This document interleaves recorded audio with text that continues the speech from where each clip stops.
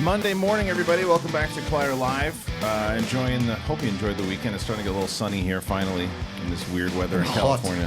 Yeah, Josh Macuga coming in. What's up, man? The outlaw John Rocha is with us, and right off the plane, learning some new lingo is Roxy Striar. Learning to fly, baby. Yeah. That's not new lingo. That's Tom Petty. That's old, but I did learn new things. You guys want to hear some of it? I guess. Doesn't sound like you want to know it all. You got some color too. Yeah, your nose has got a little color. Yeah, because I've been hearing about it because I didn't do the sunscreen yesterday. Like an idiot. Yeah, I had the baby and I was throwing her up in the air for like. Did your 2 wife hours. remind you like 10 times, and every time you were like, I'll do it later. Yeah, But here's the thing: is you go in the you can put as much sunscreen as you want. Yeah. You go in the pool, it comes off. You also forget. No, you just have to wait 15 minutes. You wait for the sunscreen to dry. Yeah.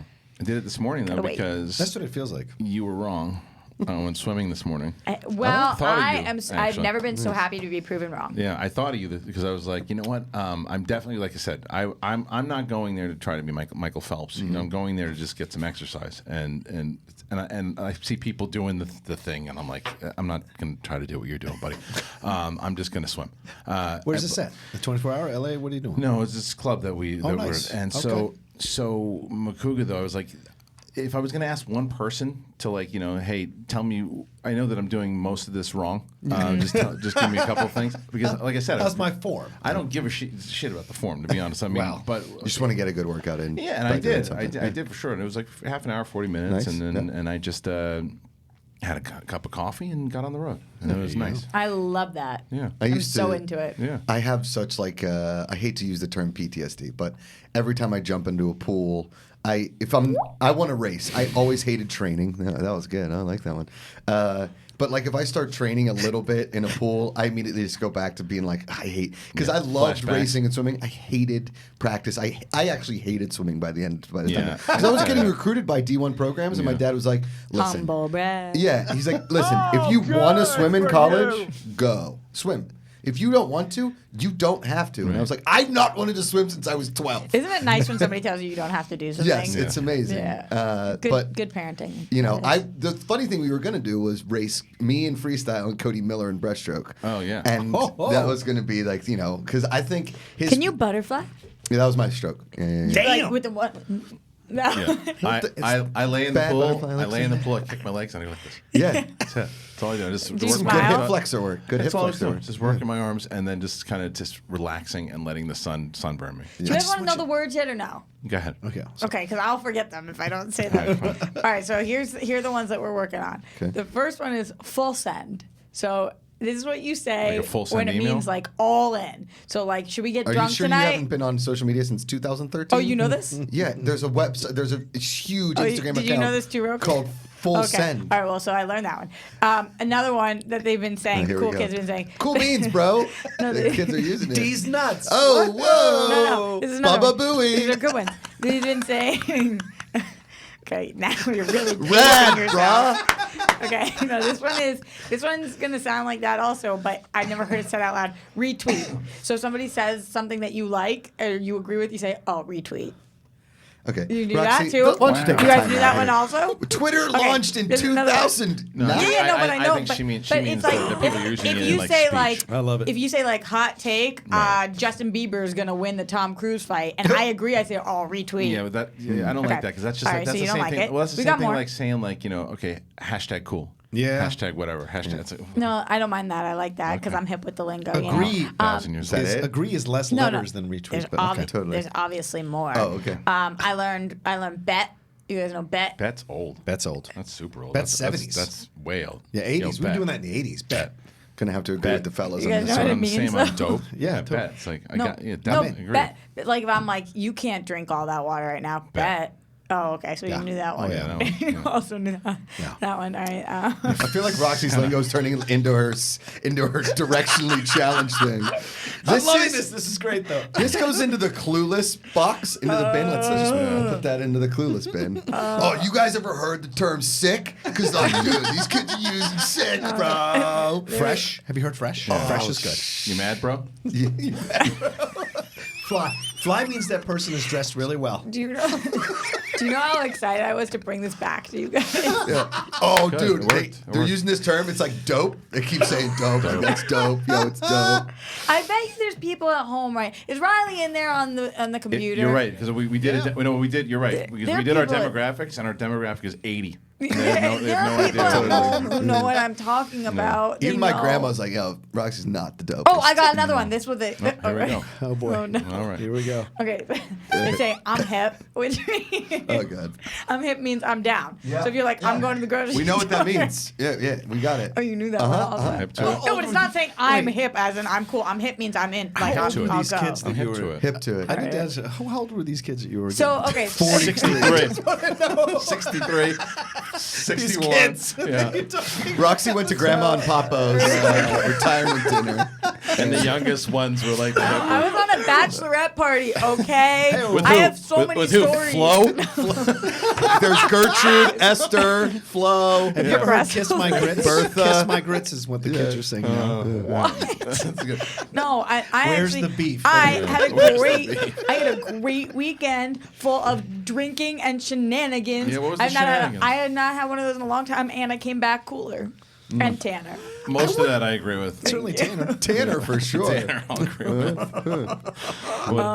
Yeah. It was good. It was. I learned. So what was it about? You're meeting some friends? No, it's a and- bachelorette party. Oh, it was it was a real bachelorette It was a real party. bachelorette Oh, party okay. in Nantucket. Was it crazy? Which took. Which is so well known for its 13 hip lingo. And not 70-year-old white Right. people. Well, they got a brand new movie that just came out this weekend, Back to the Future. I'm not going to tell you guys about my weekend anymore. Well, I'm Serves sure. you I'm, right. sure I'm hip to that, I guess. Yeah. Full send. Bet. Yeah. Yeah. You know what, Roxy? Full You send. really it. didn't Tell know us that one everybody. though. You're not lying. Yes. Full send. You got Cody. Did you know these? I've heard it. Retweet, Cody. Yeah, retweet. This is Anyway, great. but I love this. the party was I'm good. young. Well, Yeah, it was not good. you're dating yourself, so It was good. It was really fun. It was. I haven't drank 3 days in a row in a long time. right. You Like, can still handle that. oh, I couldn't. I get a headache thinking about that. Oh, I by the last day, I had walking alcohol poisoning. Yeah. Like I was shaking and like That was it. It was just like I dry felt, I felt that heaves. way yesterday because I haven't had a drink in like 3 weeks because I've been on antibiotics and I was finally off for 2 days. I had a Bloody Mary and I felt like I was Hammered. with her at the Full party send. for 3 Full days. send. Yeah. I mean. Oh my God, we're gonna be doing this.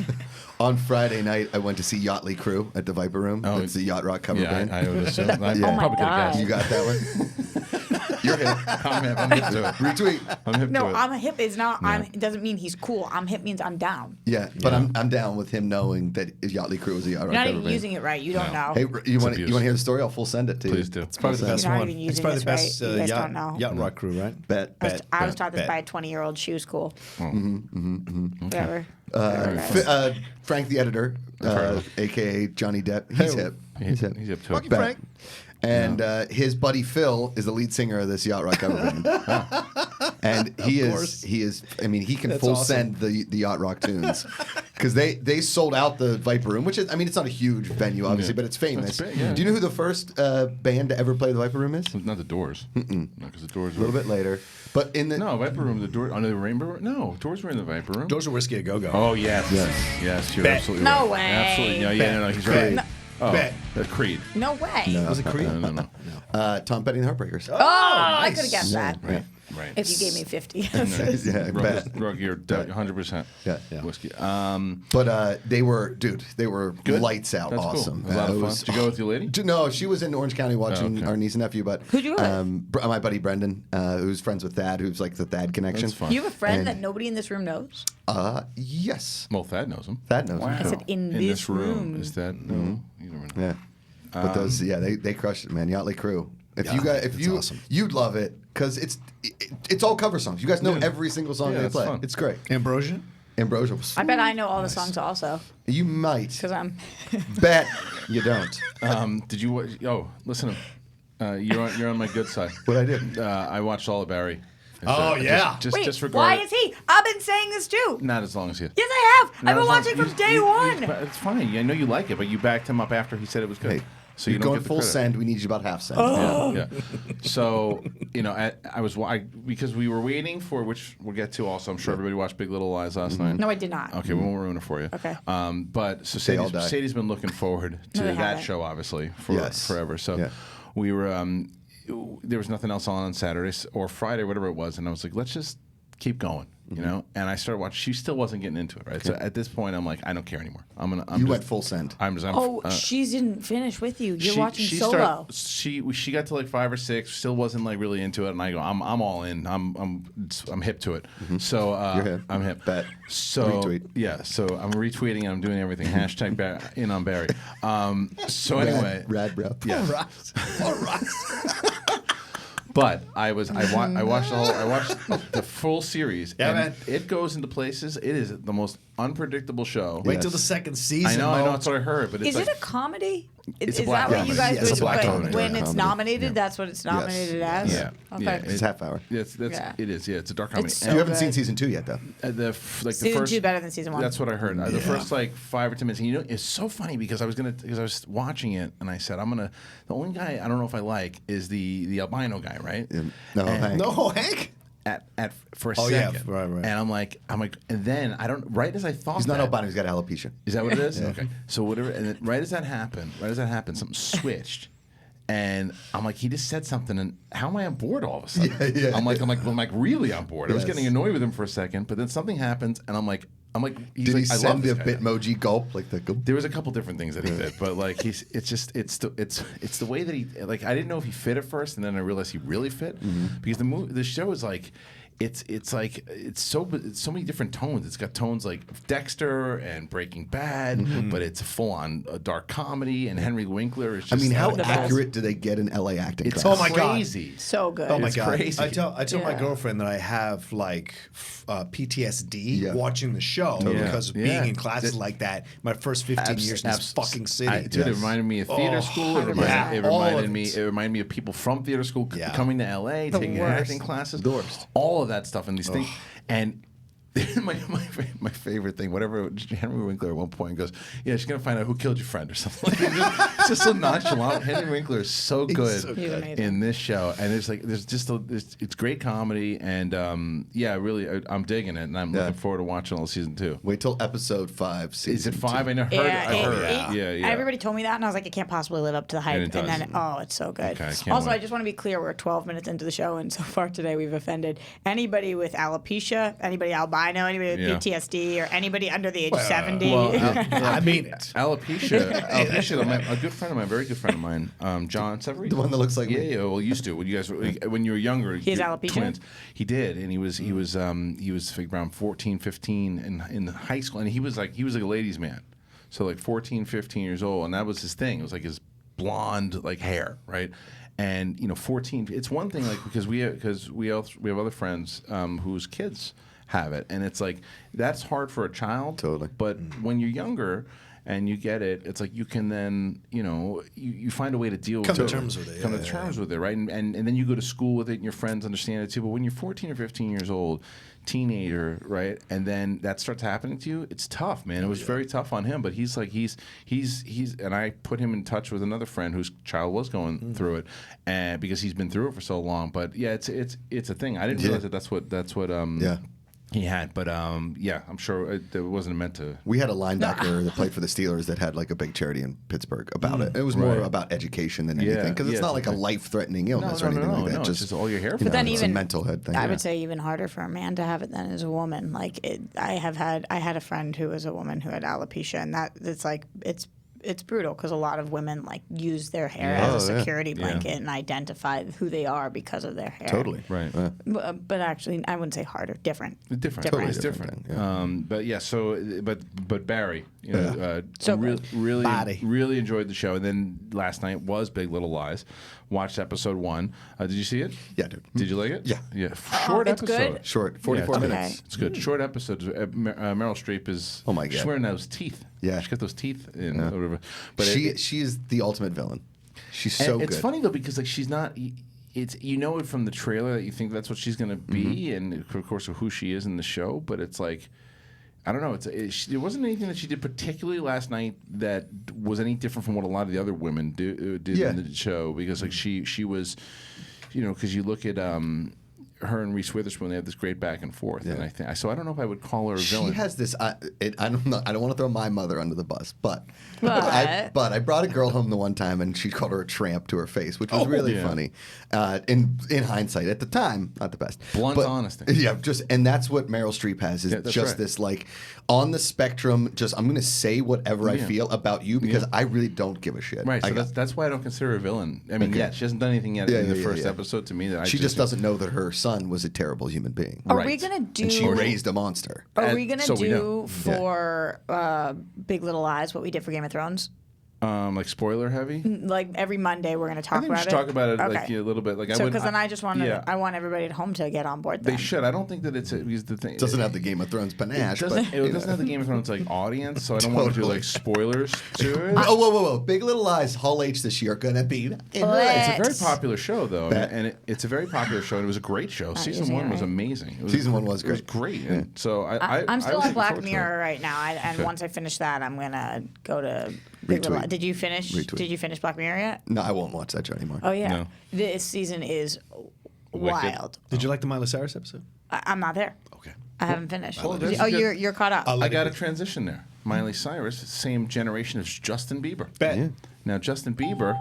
Retweet that. Apparently, Justin Bieber is challenging A-list movie stars to octagon fights. Yeah. What? Why did he do this? Because he needs attention. That's why he did it. I was feeling so proud of him recently because he went through the baby phase. Right. Everybody loved him. Everybody thought he had such a great story with his mom and being from Canada and was just like this sweet boy. Then he went through the rebels phase, which obviously like dating everywhere, pissing in buckets at restaurants and tipping them over, showing his penis on the balcony. And then he kind of stepped back. Remember, he canceled his tour. He needed to work on himself. He was like, okay, I really have to with that like super Christian guy that's like the famous Christian pastor. And he tried to really like work on being a better human. And this just doesn't show any kind of change or growth is he friends with Tom Cruise? Do you skip the Demi Lovato thing or not Demi? What's her? Selena Gomez. No, I said dating all the women. That was a lot of drama in that relationship. Tons and tons. Like they made a big deal about it over the weekend that she just erased her last Instagram post about him off her Instagram. Yeah. So I feel. I read the gossip stuff. Yeah. I feel like, what is this? Is this a publicity stunt? Is this him? Is he really feeling this way? I mean, I guess we should tell people what we're even talking about in case they've been living. Is it because he doesn't think Tom Cruise is like worthy? No, it just said on his Twitter out of nowhere. It said, "I want to challenge Tom Cruise to a fight in the octagon. Tom, if you don't take this fight, you're scared and you'll never live it down. Who's willing to put on the fight?" And he tagged Dana White. And it has 138,000 likes. Yeah. He also used "your" incorrectly. Yeah, I think it's YOU''RE. Where is that? Where did he? And if fight, you're scared. It's not. He's not possessing scared. Right. And that's it. That was old. Yeah. But the fight. Yeah, but the you are. Bet. I assume that he knows Tom Cruise and he's just kind of. No way. No way. You don't do this. Is Bieber a Scientologist now? No. Is Tom Cruise even on Twitter? Well, first of all, Tom Cruise is on Twitter, so he could have tagged Tom Cruise. So maybe it was just kind of a. It's probably a goof. He's with his friends, exactly. and he's like, "Watch what I'm going to do. I'm going to challenge Tom Cruise to an octagon fight." But also, I feel like Tom Cruise would kick the living shit out of him. You don't know. He didn't challenge Keanu Reeves. I'll tell you that. It's punching down. Yes.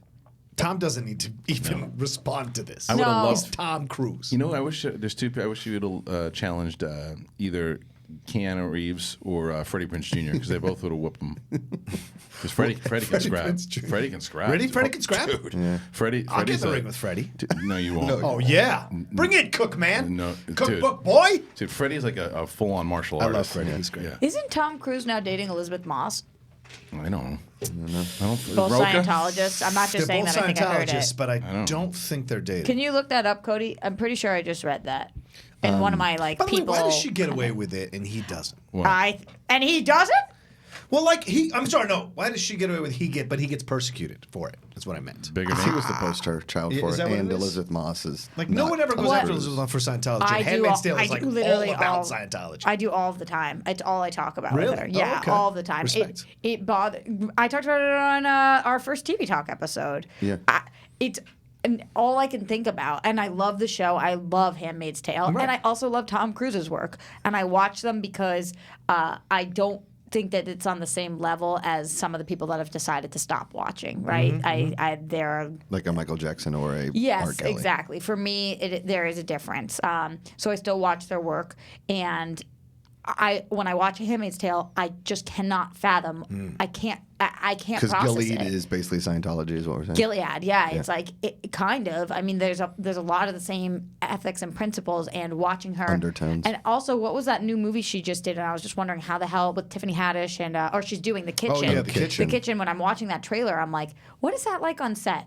Like, are Melissa McCarthy and Tiffany Haddish like chilling and joking and getting along, and is she not allowed to talk to anybody because that's what Where they suppress people. like what is that like, and why is nobody talk about that, or is that not what it's like? But it's all I can think about. I talk about it all the time. Tom has those tents on the set that he gets Scientology tents. He has it on every one of his sets for people. Do you think to she get does clear. too? I don't know. I don't know what kind of cachet she has. Yeah, I don't know. she's But do you getting to be pretty huge. Do you think she's one of those people that, like, subconsciously, because she's part of this thing, this is her way of rebelling? She knows subconsciously this is a wrong thing, so she does a show where it basically is this thing that she's a part of? No. And is not aware of it? I wish, yes. Did you find out if they're dating, Cody? We looked it up, couldn't find anything. Good commitment. We gave it a shot. Retweet. We like it. Googled. Yeah, it's true. That's fine. You know what? The other thing that I watched over the weekend too is because I made Tom Cruise, Elizabeth Moss dating? Question mark. Gossip Cop. I told you I read it Retweet. in one of my stupid. He blog didn't make things. it, and that's it. That's all there is to it. And I made a reference to the Back to the Future thing before, and I was going to watch it with my daughter over the weekend because that was going to be the movie that we were going to watch. Yeah. And so my wife's like, "Why don't you guys start it? Put the baby down, and then when it come out, we'll keep watching it." So we're going through, and I showed her a trailer. She's like, "Oh yeah, time travel, great." And then as we're going through the movie, she says, "I want to watch that," and I'm like, "But not Back to the Future?" She's like, "No." So we watched Mrs. Doubtfire, and we Great movie. Yeah, it's a great movie. It was run by Friedkin. Has she seen it before? She hasn't, and Robin. So her three favorite actors right now are Robin Williams, The Rock, and Will Smith. Does she know them by name? Yes, and Will Good Smith choices. because she high-fived him before. And Aladdin. Yeah, Aladdin. Then you have Robin Rock. Williams. The Rock, who The Rock's like her. Just something about How The Rock. could he not be? Right. And Robin Williams, because he like every one of her favorite movies he's in. Like, Who's her favorite actress? right now, I think Emily Blunt. Mrs. Mary Poppins. Poppins. No, yeah, Mrs. Poppins, as we call her. But anyway, so Poppins. yeah, but and because she saw her and she just was like blown away. But when she But was who just wins in the fight, Bieber or Tom Cruise? Tom Cruise is what, 59? You're such a boxing guy. You didn't even give me your prediction on a Well, fight. it's MMA. It's Octagon MMA. is MMA. Yeah. Yeah, I think he trains Bieber.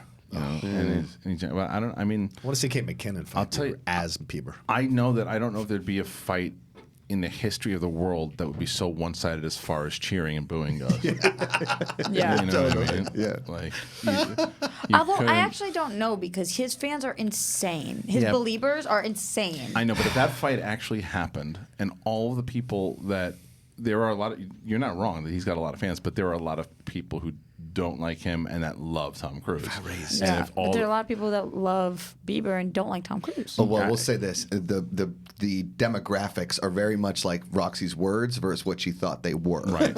Right. It's like his fans are 20-year-old girls that scream out loud, Right. whereas Tom Cruise's are the slang words that Roxy tried to use. was trying to educate you guys Mm-hmm. so you could keep up with your daughters, Christian. Oh, Yeah. okay. Christian thought her this morning. He was like, "Do you want cereal?" And she was like, "Retweet that." Yep. Retweet. Not how Yeah. you. So we watched. Mrs. Doubtfire. So we watched Full Mrs. send that, Doubtfire. Mrs. Doubtfire. Full send it, It's a Christian. good movie. It's a great movie. Yeah, it's a good movie. I know where you're going. With that. That's how he beat me in the Schmoedown one. It was Daniel Hillard. It was like that's when the 5-pointers or 2-pointers. Man, that's a good one. That was a good match. Yeah, it was- 29-28. It was really good. I saw John Wick 3 on Saturday. Oh, first time? Pretty good. Yeah, 1980. I love Pretty, that shit. pretty. John Wick 3 was great. Way better than 2. Dude, Yes. what a year that dude's having because Did you see what came? Yeah, Yeah. so I was Keanu just gonna bring it Sans. up. So Keanu obviously obviously has John Wick 3, which I think everybody universally agrees with. Some people think it's the best out of the three, but it's a great movie.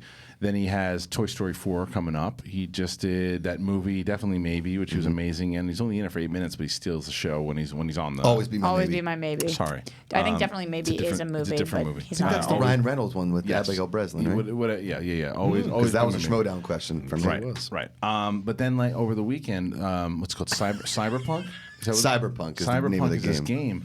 And so, look, this is what this story did, because apparently, if you're a gamer, you knew this game was coming out and people were excited about it in the first place.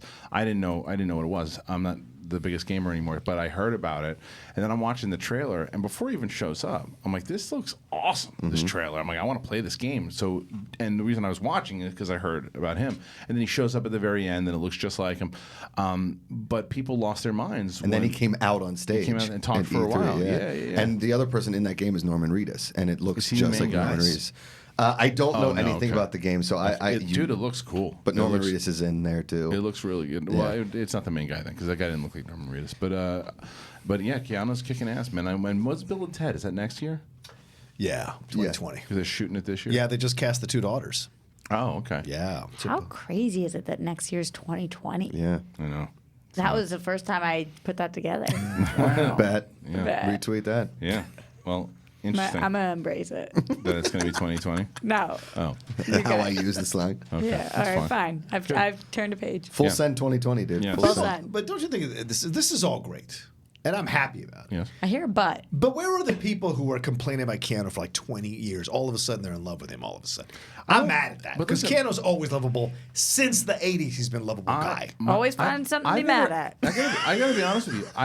I've never, for my end of things, I've never heard, like, for him, like, people say, like, how this guy's horrible, get him out of here. I've never ever They heard criticize his acting all the time. and I still do. But the thing Yeah, is, that Batman post I put on and I Instagram. still do. And I think, and That was you and I ludicrous. go back. That was ludicrous. You would go back and we can go back and forth on that forever. Ludicrous. My thing is that I think that he is one of the most lovable actors and liked actors of all time.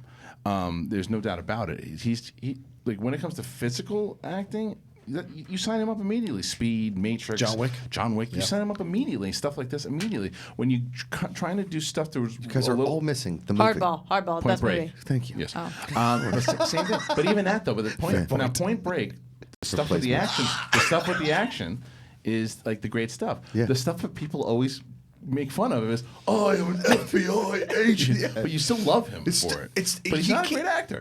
But he's a big presence. I love He's carried Keanu 3 Reeves. separate franchises. You can't say he's not a good actor. No. There's a difference. There's a difference there, dude. Three, There's John a difference Wick, there because Matrix. likability, Bill and Ted. Oh, Bill and Ted. likability, charisma, and Likability. and the Charisma. ability to be able to again carry action scenes and everything too. You can carry franchises that way. You don't have to be super locked in. My thing with your post with Batman is we just disagree on this. To where I just think that Batman needs to be a lot layered in performance than you do. You think you can carry it on just action? Of course. Okay, so you can that's- name me one great scene from all those movies where the acting carried the scene that wasn't All that of was 1989 Batman. Batman. That was the Batman. Yeah. That's fair. right. That's What was that not question? There's not one scene in any of the Batman movies that the actor who plays Batman carries the scene. You walk out the scene, you go, "Oh my god!" You're saying as Batman, not as Bruce Wayne. right as Batman, not as Bruce Wayne. But you, Well, but you gotta but you still also go have to do Bruce Bruce Wayne. Wayne. Name me one memorable Bruce Wayne scene. So the scene What? in the 1989 Batman. So many. One. Any time that he has anything to do with like a love interest, a party that he's So thrown. all the Kim Basinger scenes you think are great in '89's Batman. Yes. I actually do, but I'm more talking about the Incorrect. TDK trilogy. The only good scene is them dancing, Michelle Pfeiffer and him in Batman Returns. That is subtlety when he's the and dickhead fantastic. at his party, you don't think that's strong acting? You don't think Bale has good moments when he comes into the? And do you I not never think liked he's a Bale strong as actor? a Bruce Wayne Batman. Right. Wow. I like him as Batman, and I like Keaton as Batman. No, not Bruce Wayne. God damn it, shut the fuck up. Yeah, true. I didn't say that. Well, there it is. Okay. I think I'm so Keanu confused could by do it. that. Anyway, point is, I don't think that if you pull, Affleck can, Keanu can. You think that Keanu's as strong of an actor as Affleck? I think it's as comparable. You can find as much cheesy things in Affleck's early starts as you can here's with what Keanu. I'll give you in the Go difference. through between- Armageddon. But here's what I'll give you in the difference I love that between those two. What? I think that when Affleck commits 100%, acting wise, when he really puts like you get something like when you get Argo or something where he really puts Town. The Town is good. Now when he puts that type of effort in, I don't think that Keanu can touch him. However, Okay. However, Keanu Reeves is very similar to Tom Cruise to where it doesn't matter what his ability is like. He's giving you 110% every time. Okay. Every time he's always giving it to you. And I think that because of Affleck's had struggles and personal problems and stuff too, but he's been there's things that he's done that he just hasn't been. You can see he's phoning it in. I never have seen Keanu Reeves phone it in, and that's how one of the things too. And that's the thing with John Wick. It could have easily gone straight downhill had he phoned it in. Never phoned Like, it. He gives it 100%, Totally. and that's why. And the other thing is too, when you don't hear problems about 2 and him, 3, I mean. you don't hear things about him. All you hear is that he's a pleasure to work with, that people like being around him. Yeah. So that's the answer. He rides the where- subway home. Yeah, that's the thing. He's chill. That's why I've never heard the audience that has not like, oh, this guy stinks. It's more like yeah, he just may not be the best actor, but I want to see him in everything. If he was, here's the flip side of that. If he was cast in Batman, I wouldn't be like, oh, what are they doing here? I'd be like, I don't think it's going to be a great choice, but it's Keanu Reeves, so I'm going to watch it. Yeah. Let's see what happens. Is there a person that they could cast in Batman that would make you not watch the movie? Justin Bieber. Justin Bieber. You wouldn't watch it? No. I mean, I always want to at least give somebody a chance because they can be a hypocrite. Because the same thing. I think there's people out there. Beeb man, Bat Beebs. Well, Pattinson, right? People. A lot of people. Believe that. Yeah. So, all right. Bet.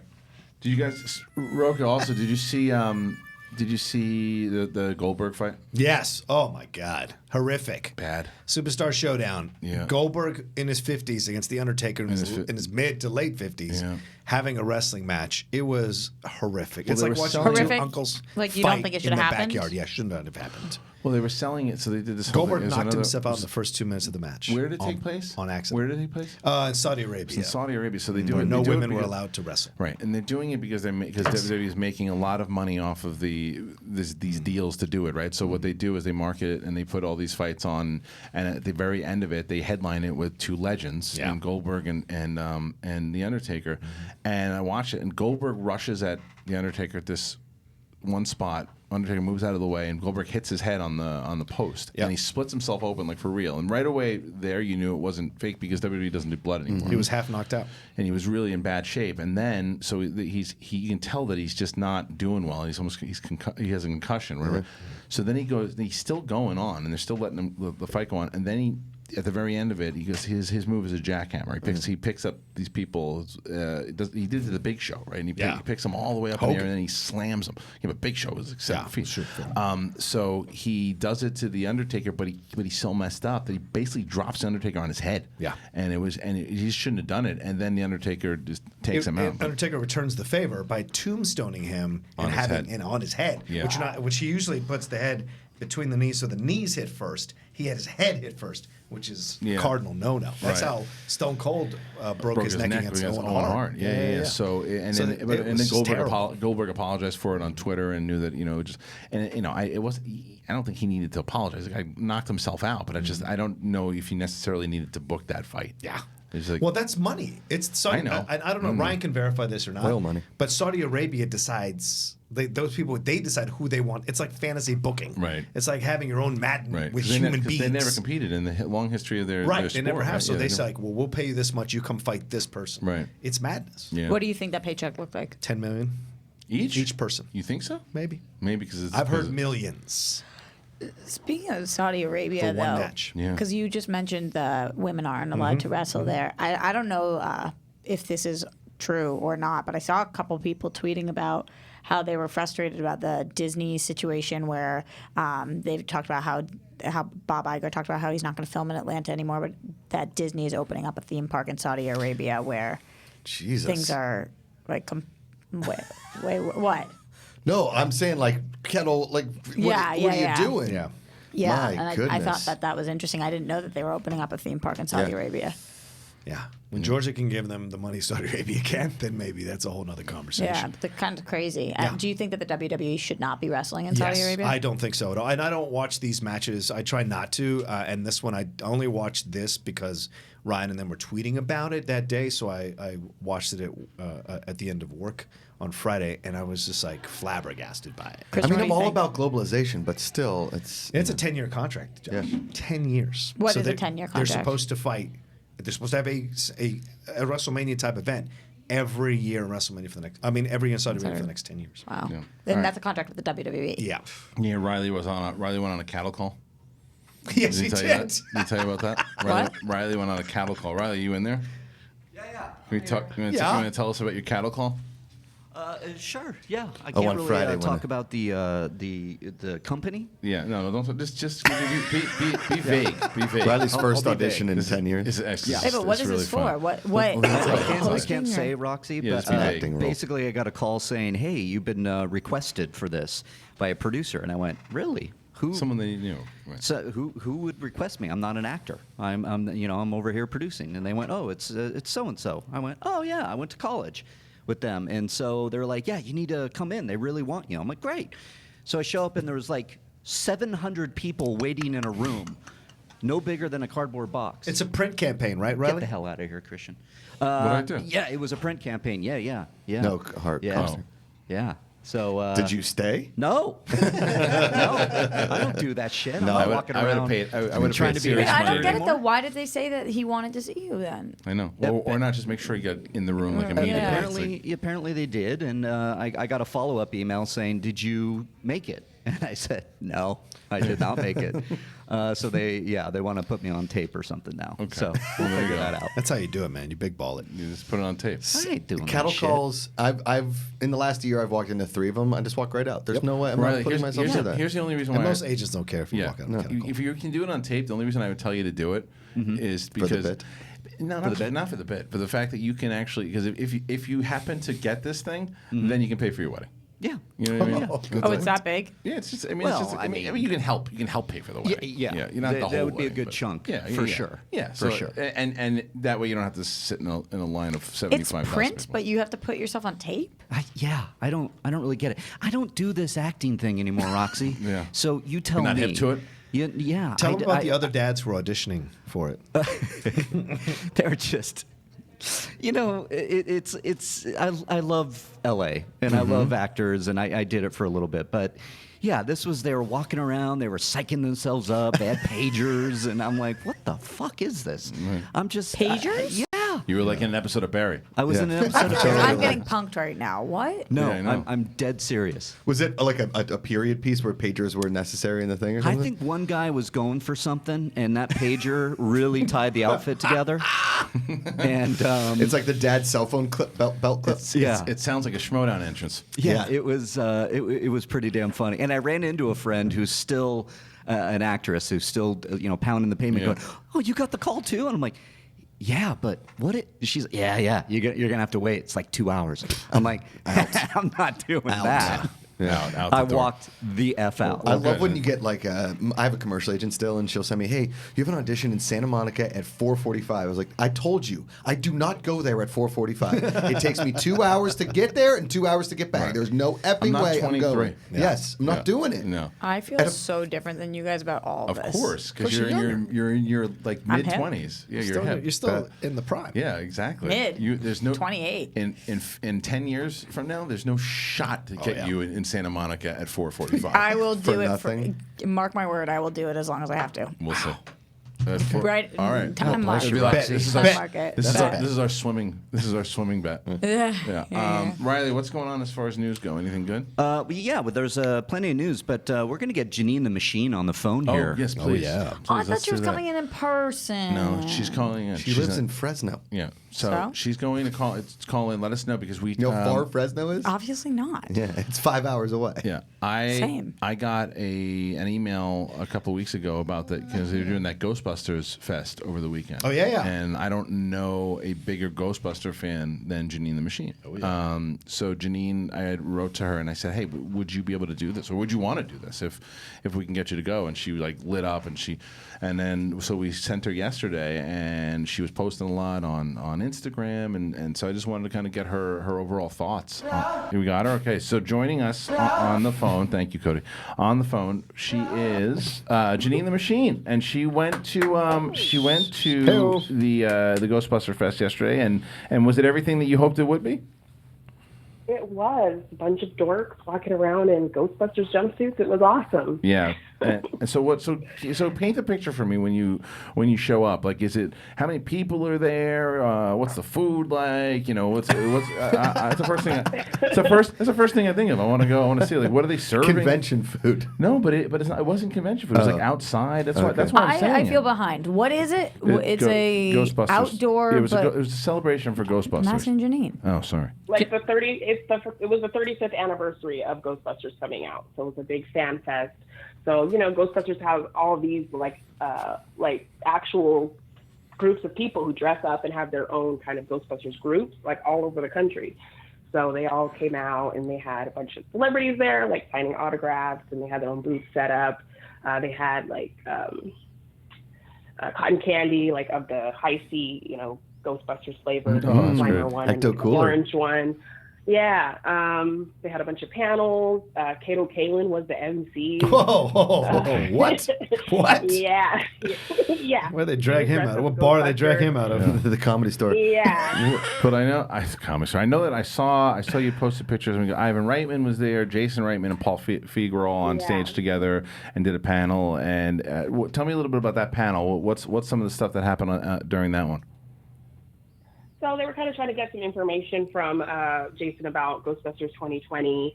So he did reveal a couple of things. He said that pretty much all the original cast has read the script. So he didn't really confirm or deny if they're going to be involved, but he said Sigourney Weaver has read it, Bill Murray has read it, Ernie Hudson has read it, and Dan Aykroyd obviously has because he's the executive producer. Right. He talked about how it's going to be about a family, and somebody asked him, well, is there going to be a connection to any of the old cast members, like are they going to be related or something like that? And he said, yes, there's going to be connection, but the family may not actually even know about the connection. Okay. And then he also said that if everything goes to plan, they'll start filming in about 5 weeks. Well, that's cool because I've seen an article here on Deadline that says Sigourney Weaver confirms that she'll actually appear in Ghostbusters 3. Yeah. That's awesome. So they asked him about that, but he still didn't actually want to say for sure. Right. Well, and it was. I thought that it was pretty cool though that they had Paul Feig up there with them. What was that conversations like? And did they kind of acknowledge and pay respect to what Paul did with the last movie? Oh, yeah. Jason had a really nice moment with him. He kind of turned to him and he thanked him. He was like, you were basically like the SWAT leader. Like you kicked the door in first and you took all the bullets. But you kicked that door open and made it so that anybody could be a Ghostbuster. You created a world where anybody could be a Ghostbuster. So I thank you so much for that. So it was a really nice moment. That's good. And it's also cool to see both Jason and Ivan on the stage together. Totally. So was Catherine? Sorry, go ahead. They actually did a one-on-one interview, too, at the end where Jason was kind of interviewing Ivan and talking to him, and he actually found some dailies from the original Ghostbusters, and he brought those out and was showing everybody the dailies, like alternate takes of things, like the whole scene in the mayor's office. There's a scene where instead of "this man has no dick," he says "this man has no genitalia."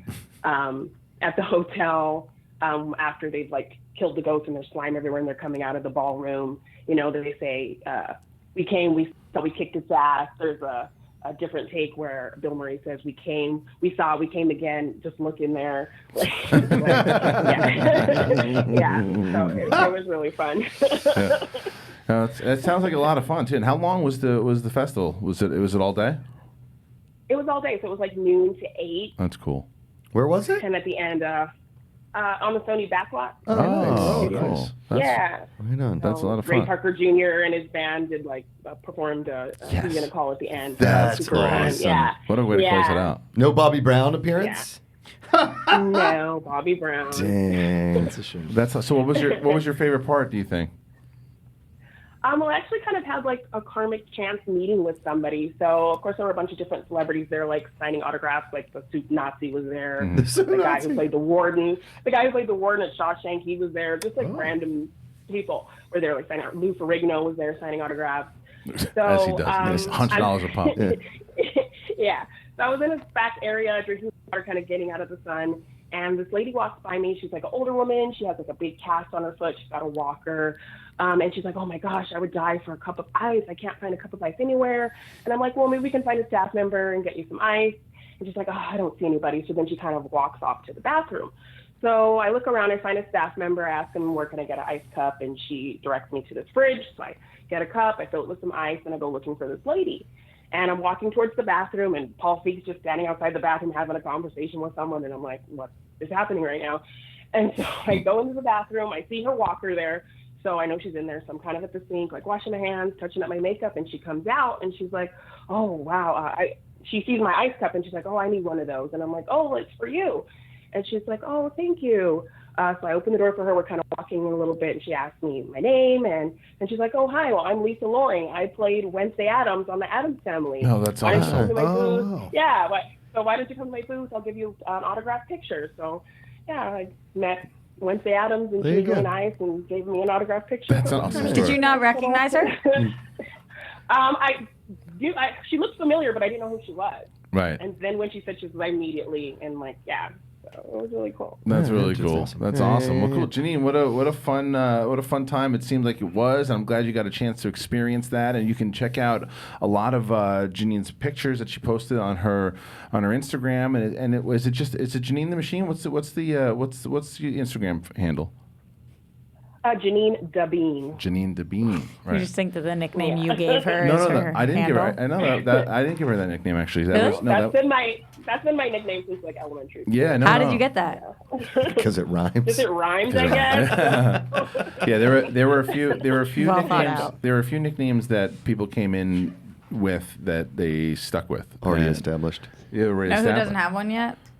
You're a manager. You already competed. So, I'd like a nickname. I I guess told you Bobby that. Gucci has one, Yeah. right? Well, he's competed though. Yeah. So, Truth. All right, fine. Jeannine, thank you. First of all, another thing that you guys should check out is Jeannine, besides being just a wonderful human in general and a great Schmoedown competitor, she's an incredible artist. So check out, she posts pictures of her stuff. You can check out her TeePublic store. unbelievable. It's really good stuff. Unbelievable. The designs on the Thank you. coins and the Team Action coins were the designs that Jeannine came up with. So the Team Baby. Wait, versus Jeannine, Team real Guy. quick. How far is Fresno from LA? Just so Roxy knows. It's like 3.5 hours. Oh, 3.5 Okay. hours. And Let's you go to didn't want to difference. come sit with us today? To just come in and talk for I'm- 15 minutes? I'm actually on a lake trip. So like Oh. every year, my husband and his friends, Mr. Machine and his Mr. friends Machine. get together. Yeah. And they do this big lake trip. We rent a house and yeah. So Is that close to when I LA? went to the Ghostbusters thing, no, it's like in the opposite Yeah. direction. Cool, So cool. It's about like an hour and a half outside of Reno. Funny enough, though, Jeannine, is if Roxy doesn't use her Waze or her GPS, it'll take her 3.5 hours to get to the studio. Should probably show me your Hence- house one Yes. day. on the Hence way why here. I will drive to Santa Monica. It doesn't make a difference where I'm going. It 'cause takes you me the don't same know amount where of you time to are. get Right, there. that's true. Good point. All right, Jeannine, thank you so much once again for checking that out and covering that for us. No, thank you so much for sending me. It was a blast. Thank Awesome. you. All right, guys. Who's that's- gonna call it? Jeannine the Machine? Yeah, sorry, that's Jeannine the Machine. Hey. That's cool. I'm glad she got a chance to do that because I know because when Jeannine. we went to New York when she competed against Chance, the reason I asked her in the first place is because they did this video where you can go visit the actual Ghostbusters firehouse. You know, so she went to do that with PJ and That's why Sarah. I lived right around the corner from. Oh, did you? So she went, and there's this great video of Jeannine where she's like so excited and she's like jumping around, and I mean, you know, if you know Jeannine, she's just one of the, she's just she just walks into a room, she smiles, and the whole room feels great. It's like the person that you want to be around all the time, and to see her that happy around the firehouse, I'm like, she's got to go. Did So not know it's she was married until right then. Really? Yeah.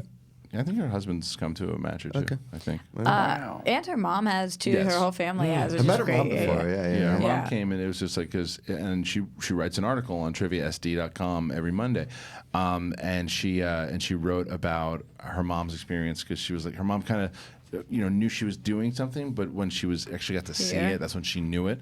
So it was a cool article. Speaking of triviasd.com, big shakeup in the rankings, singles rankings. Not too good for you, buddy. You dropped. Are you kidding me?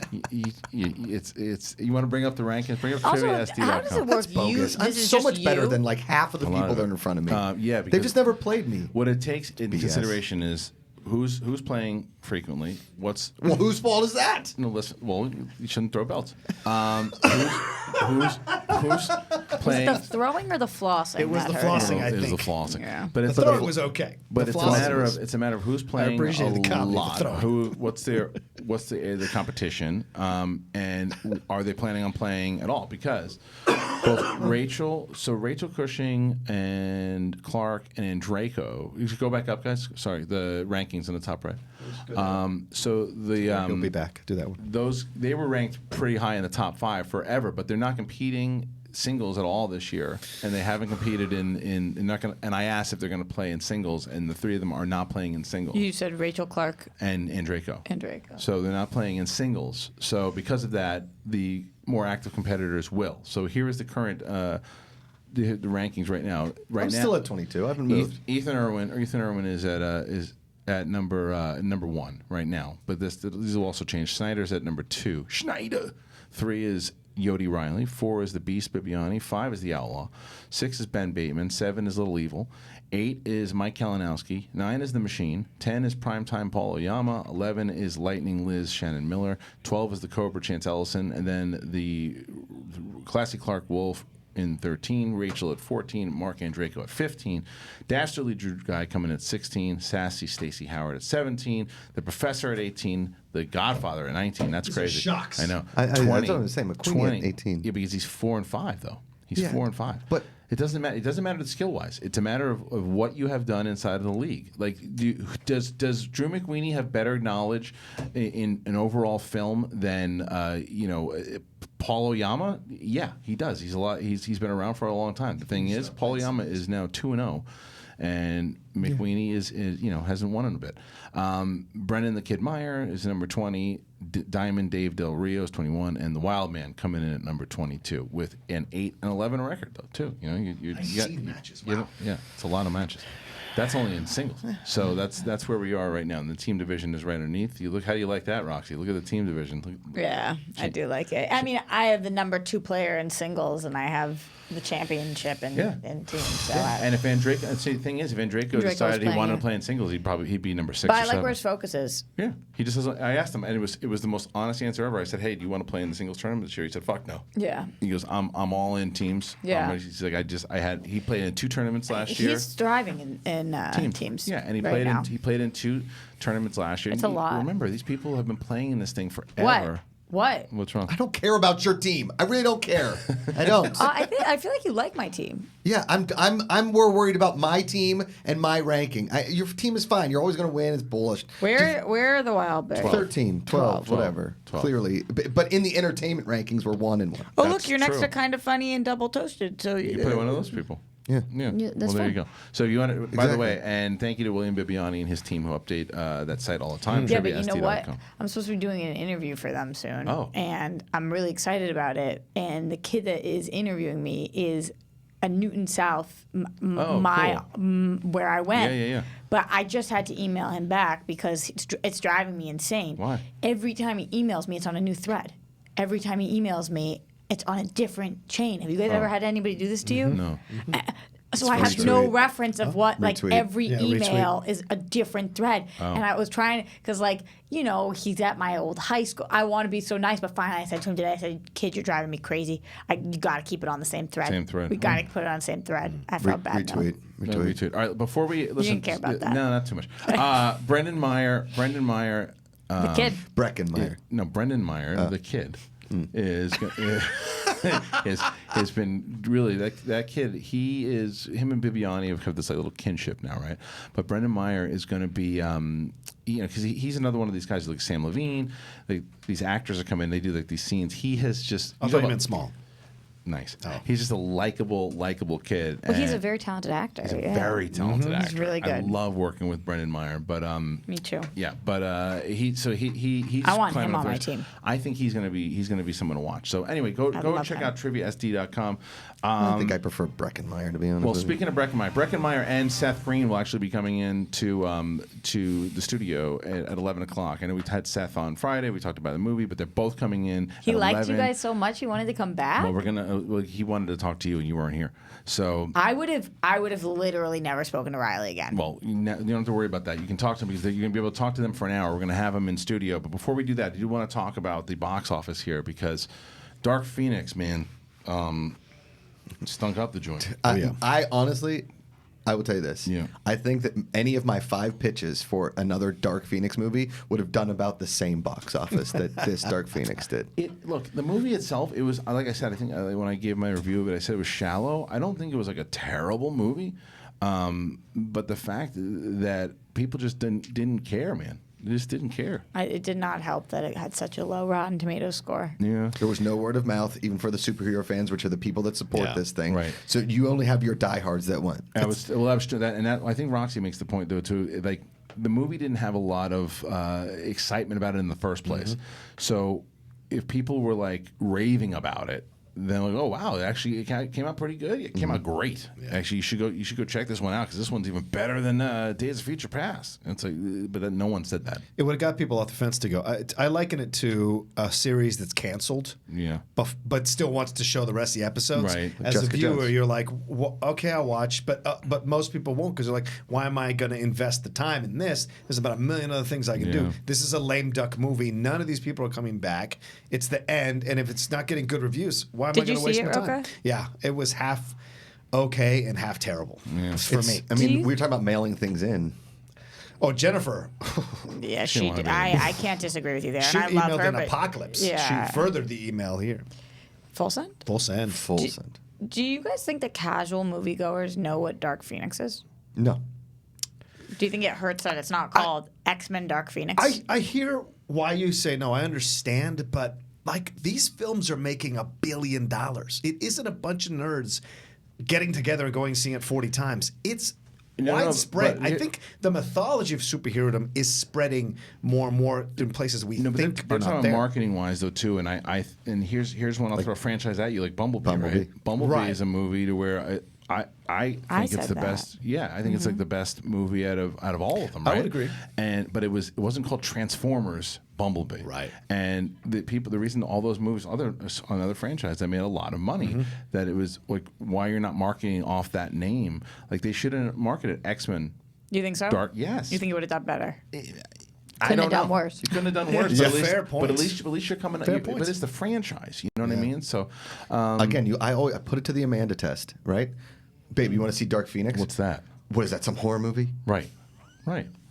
They don't, fair point. Yeah, but like that. And she lives in this city. She Yes. understands. She should be aware of it. My wife. Here's the difference. It's funny. My daughter watches TV all the time. So when I said Dark Phoenix, she knew what it was, right? Because she sees the ads.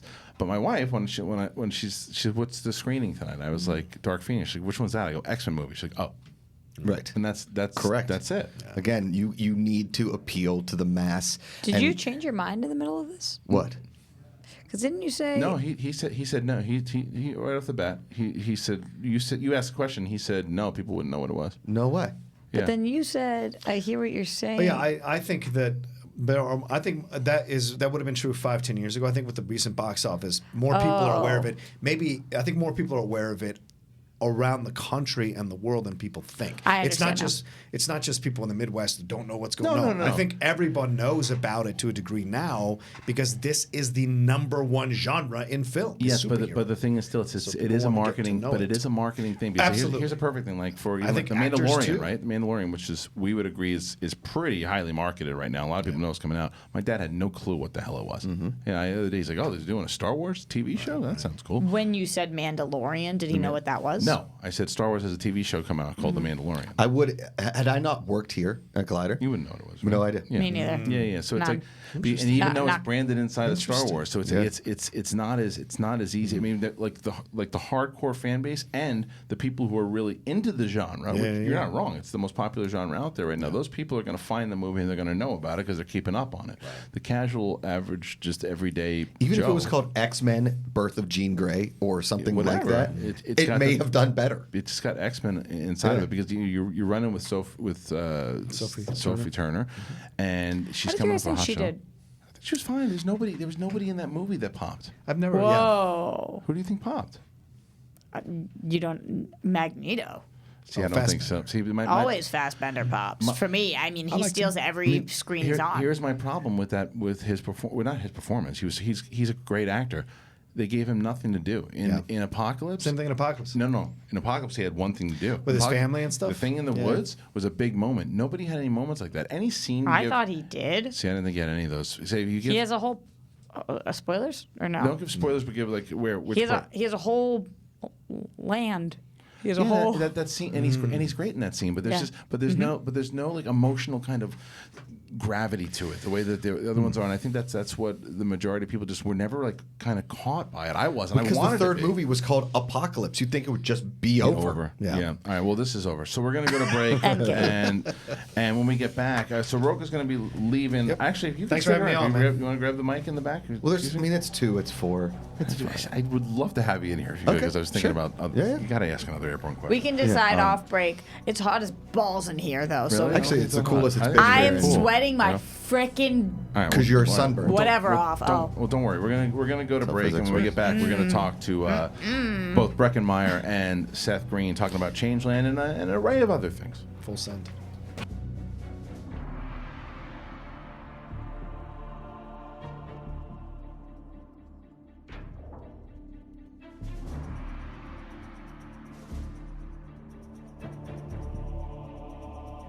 Hey guys, Reilly here, and let me tell you about Rule of Two. You looking for a Star Wars fix? Well, Rule of Two is that show. It drops on Collider Video's main YouTube channel, as well as on Podcast One's Jedi Council feed. So go over there, subscribe, share it with your friends. It's hosted by myself and Mark Fernandez. We talk everything in the Star Wars universe with a lot of deep dives and a lot of conversations that go all in. You know what to do. Subscribe, join us there, and rise. Hey everyone, John Rocha here, the host of Collider Mailbag. A new episode drops every Saturday and Sunday in your face and in your ears, answering the questions from you fans about the world of entertainment, film, and television. Me and great guests from our sphere do the best to answer your questions from Twitter, from Instagram, and of course, email as well. Once again, it's every Saturday and Sunday on the Collider video feed, and also you can listen to us on podcast, on the Movie Talk podcast feed every Saturday and Sunday. Hi, I'm Coy Jandro, host of Collider Heroes, and I'm here to tell you we've got 20-minute episodes coming at you on Collider Video, on the YouTube, as you've always loved it. Plus, now we've got hour-long podcasts dropping every Thursday, so make sure to subscribe to the podcast because it's going to get even more sweaty on the podcast. Plus, every week, we're going to try to get some very special guest interviews, all of the people that help shape these movies and TV shows you love. So, video, podcast, interviews, all coming at you. Be sure to subscribe. Thanks so much, guys. Stay sweaty. Hey guys, Perry Nemrov here to let you know that The Witching Hour is all over Collider right now. You can listen to that horrorful podcast with myself, with Haley Fouch. We talk about witchiness, we talk about slashers, we talk about space horror, you name it, all on that show on the Collider Factory feed. We also have clips on the Collider Podcast YouTube channel, and on top of that, you can find an article all about Witching Hour every single Tuesday on Collider.com. Check it out, get scared. Hopefully you survive the Witching Hour.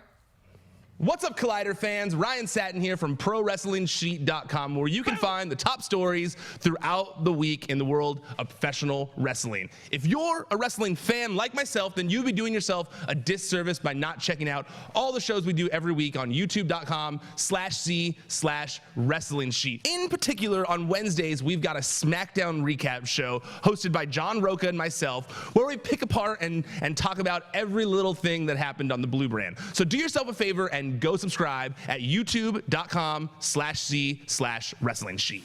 Hey guys, Perry here to let you know about the new edition of Collider Movie Talk. We are going to 5 days a week. We have a short, sweet 20-minute show where we focus on the two biggest stories of the day. You can expect to see all of your favorite Collider personalities on the show, including Jeff Snyder, John Rocha, Haley Fouch. You're getting Josh Macuga every Friday. We're going to have a blast. It's going to be informative, fun. Come join us. 3 p.m. PT live every single day of the week, right here on the Collider Video YouTube channel. You can also find the show on the Collider Movie Talk feed on our podcast network, so go watch, go listen, however you prefer to get all of your movie news. Hey everyone, John Rocha here, the host of Collider Sports Time. Well, you know, if you've been watching us every week, you know we break down the latest and the greatest in the world of sports, talk about the big issues, the big games, all of it with a rotating band of guests like Matt Nose and Josh Macuga. We've had Taylor Vashadi on. We've had so many great guests. Now, if you want to see more of Sports Time or you want to try it out for the first time, remember to subscribe to Collider Sports YouTube channel. And if you want to take us along with you in your ears, you can go and subscribe to the Collider Sports podcast feed for all the sports goodness. Hey guys, it's Reilly here. Let me tell you about the Reilly Roundtable. You know it, right? It drops every Thursday on Collider Conversations, and I have guests from all across the space. John Rocha, Gray Drake, Alexander Desplat came on at one point. We talk everything from movies, we talk about life, and everything in between. What do you want to hear? What do you want to talk about? It's the Reilly Roundtable every Thursday on Collider Conversations. You get it there. Hello, how are you guys doing? I'm Kristian Harloff. I'm the host of Collider Jedi Council. We talk about everything Star Wars, and if you want to catch our weekly show where we talk about the latest and greatest in Star Wars, it's movie news, it's canon, it's all of it. We take questions from you guys. How do you do it? Main channel, that's right here. Subscribe to this channel, and you can listen, you can watch, you can do all of it, but if you want to just listen to it, you got the podcast feed too. Stitcher, Spotify, Apple Podcasts, whatever it is, you can listen to it in your car. Do all of it. It's Star Wars. Episode 9's coming out, and then after Episode 9, you got TV shows, so we're going to be your sports center for Star Wars. Do it. Come on. Be real.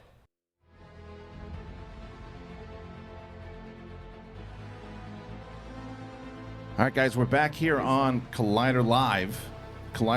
And joining us in studio, it was really cool because on Friday, if you guys were watching the show, you know, we had a chance. We talked about it. We had a little pre-tape about a week or so ago, and we were able to air the interview we had for the director and star of Changeland, Seth Green, and he's back again. And joining us as well, Breckin Meyer is also here. What's up, man? How you doing?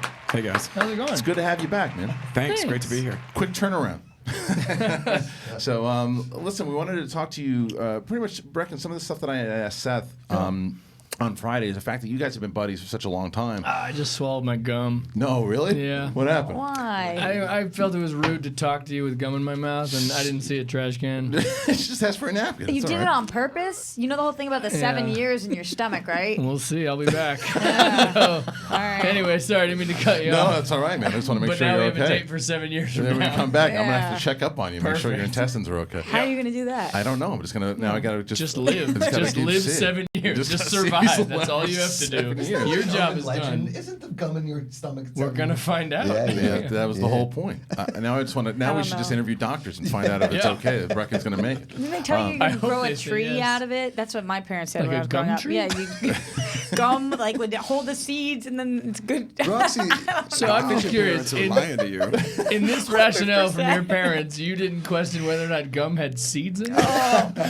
No, just kind of Did let they it even happen. say, "Oh, this is like a gum tree" to try and give you any kind of No, the concept? other seeds. Like you eat the apple, it grows in the Oh, gum. like it's a hybrid, It's a like hy- apple gum tree, like a juicy fruit You tree. know the Like I got kind. it's Striped like that Yeah.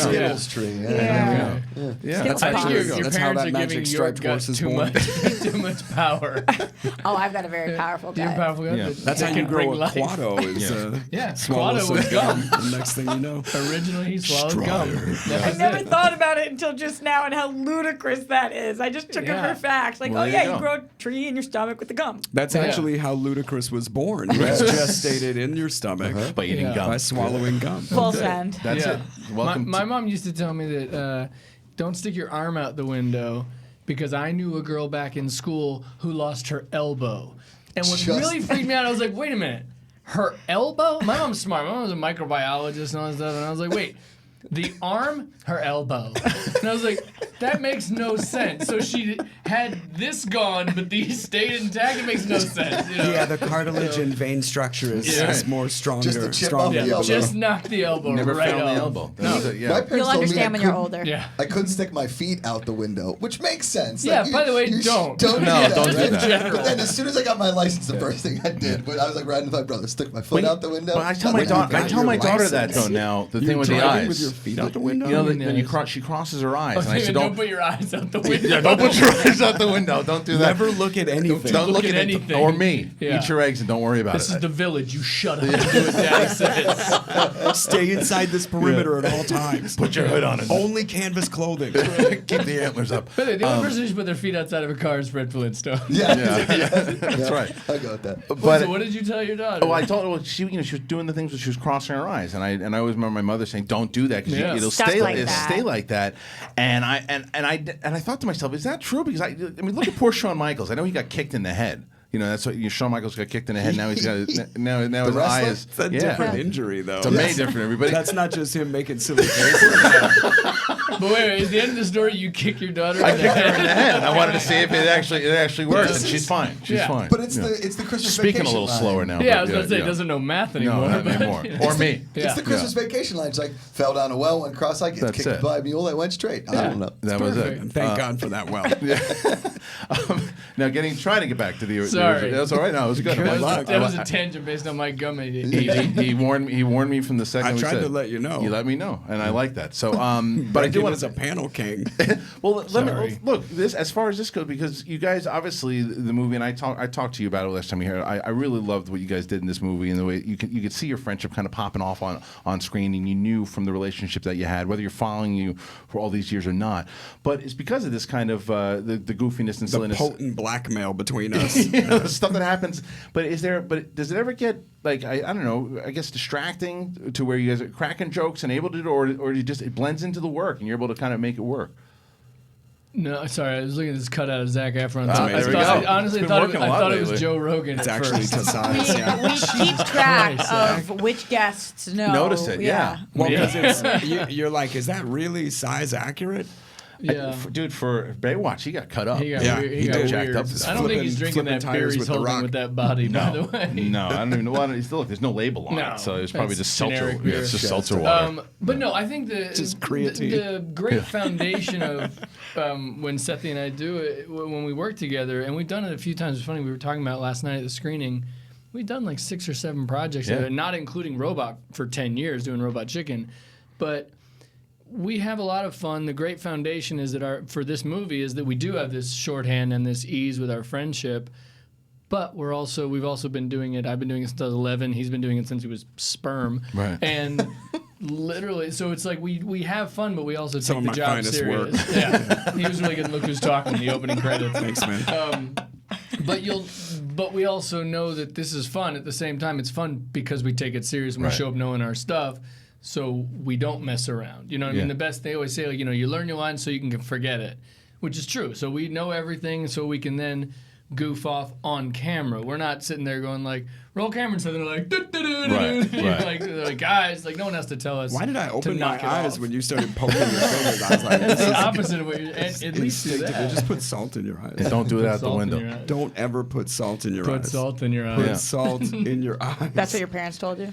No, If there's you kept the salt in your eye, it lasted 7 Silly years, as you get a hell. salt tree out of it. That's so. what it is. Yeah, Gum you're gonna salt grow tree. sunglasses made of tree bark that grows from your eye salt. Yeah. It's a sweet and savory tree So it was sad grown that- out of my You went belly. there. You went. as far as this is, you guys have been promoting this. You've got it in the can here, and it's the movie again. It's getting a lot of good reviews. What do you want to do as a director next? And because of your experience again with Breckin, would he be like one of the first calls as far as not? I mean, obviously producing wise, but as far as acting and being kind of going back and I'll forth. never work with this guy again. Good. We ruined it on It this was dead. one. Done. No, I really enjoy directing and especially directing film. I think that if I was going to do something else, it would have to be something that I felt I understood as well as this, just so you can do all those jobs. If you direct a movie, you're with it for several years, and you really have to be able to make it through all the different emotional permutations of it, where everyone forewarned me that you will hate yourself at some point during the process. You will hate the project at some point during the process. You'll hate yourself for subjecting all the people that you know to this entire thing, and it goes on for so long, and you really start to doubt why you did it in the first place, or if there's any value, and you have to just be able to work through that. So if I was going to do it again, it would have to be on something that I felt that same kind of understanding for, and it'll probably just based on like how much fun we had. I'd probably do something a little more straight comedic than try to wrestle with too much The way you emotional. describe it, though, do you like directing? I do. Okay. I do, but It's I hard to love. tell, You know what it isn't comes it? down to? Right? Well, I really love acting. Is the thing, and directing and acting are two completely different things. And I definitely felt the challenge of directing something that I was also acting in, and the different levels of prep that it took. So I think in this moment, having spent so much, having to do all of the things relating to this movie, I would love to just act in something. I would love to just sort of flex that muscle a little bit before I Jump back. took something this else? back on. Yeah. The only reason I also asked that too because But yes, Breckin's always one of the first calls I make. well, did you see Fighting with My Family? I haven't Yes, gotten to see it yet. I did. Did you see? What'd you think? I liked it a lot. Yes, it was great. So did I, and I And thought my kid really loved it. I have a teenager, and she saw it 2 or 3 times in the theater, which is a rarity nowadays for people to go back because it'll be on TV in a minute. But Did she just relate to the page? Like, what was Is she a wrestling fan? No, No, and see, she that's- just loved it.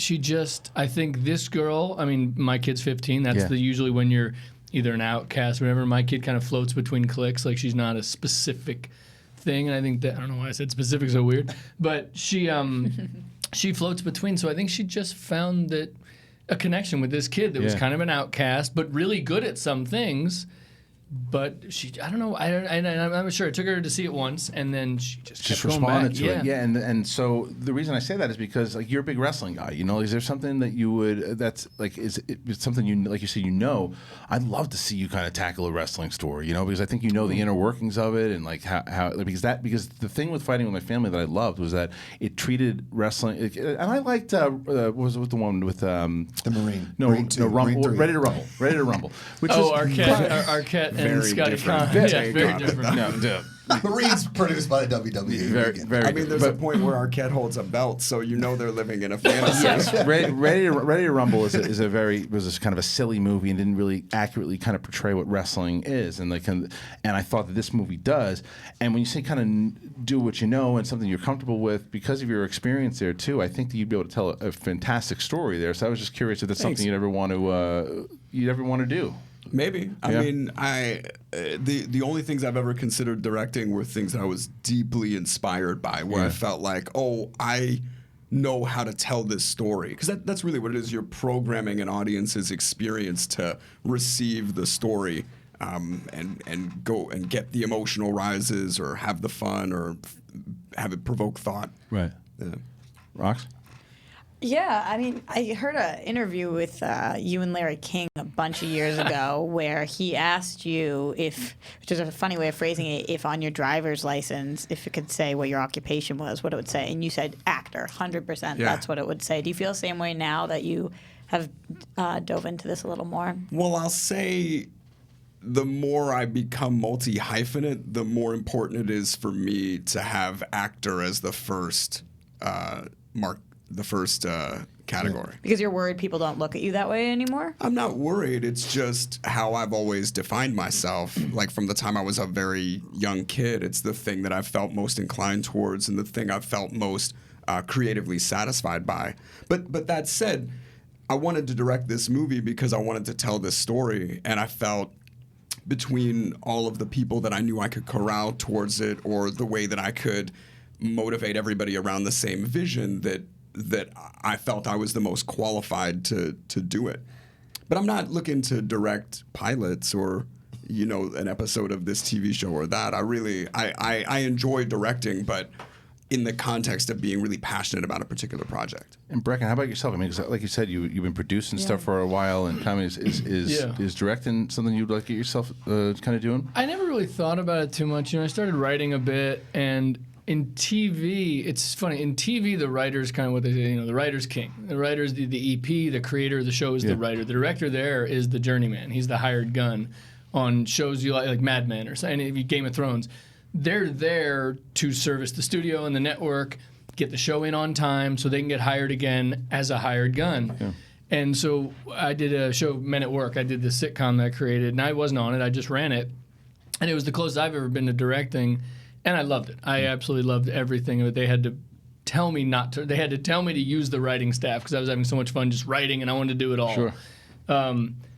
After doing Changeland, it's the first time where I was like, I don't know, if there again, it's such a company line, but like if there was something I read where I was like, I want to tell this my version. I want to have my stamp on it. I don't want anyone else to be the last voice on this project but me, then I would absolutely jump to it. Not ruling it out. Not ruling it out, but I've never, all the stuff I've written so far, and even now, like we're talking about doing some TV stuff that I'm writing that I'm not in, I haven't thought about directing it yet. I haven't jumped to it yet. I think it'd probably be a feature if I did. One of the things I didn't get a chance to ask you about when you were here last week was, and I'm glad that you guys are both here. I was going to ask you is Robot Chicken, because one of my most favorite things. I used to watch it religiously, and so I wanted to kind of get into. Why'd you quit?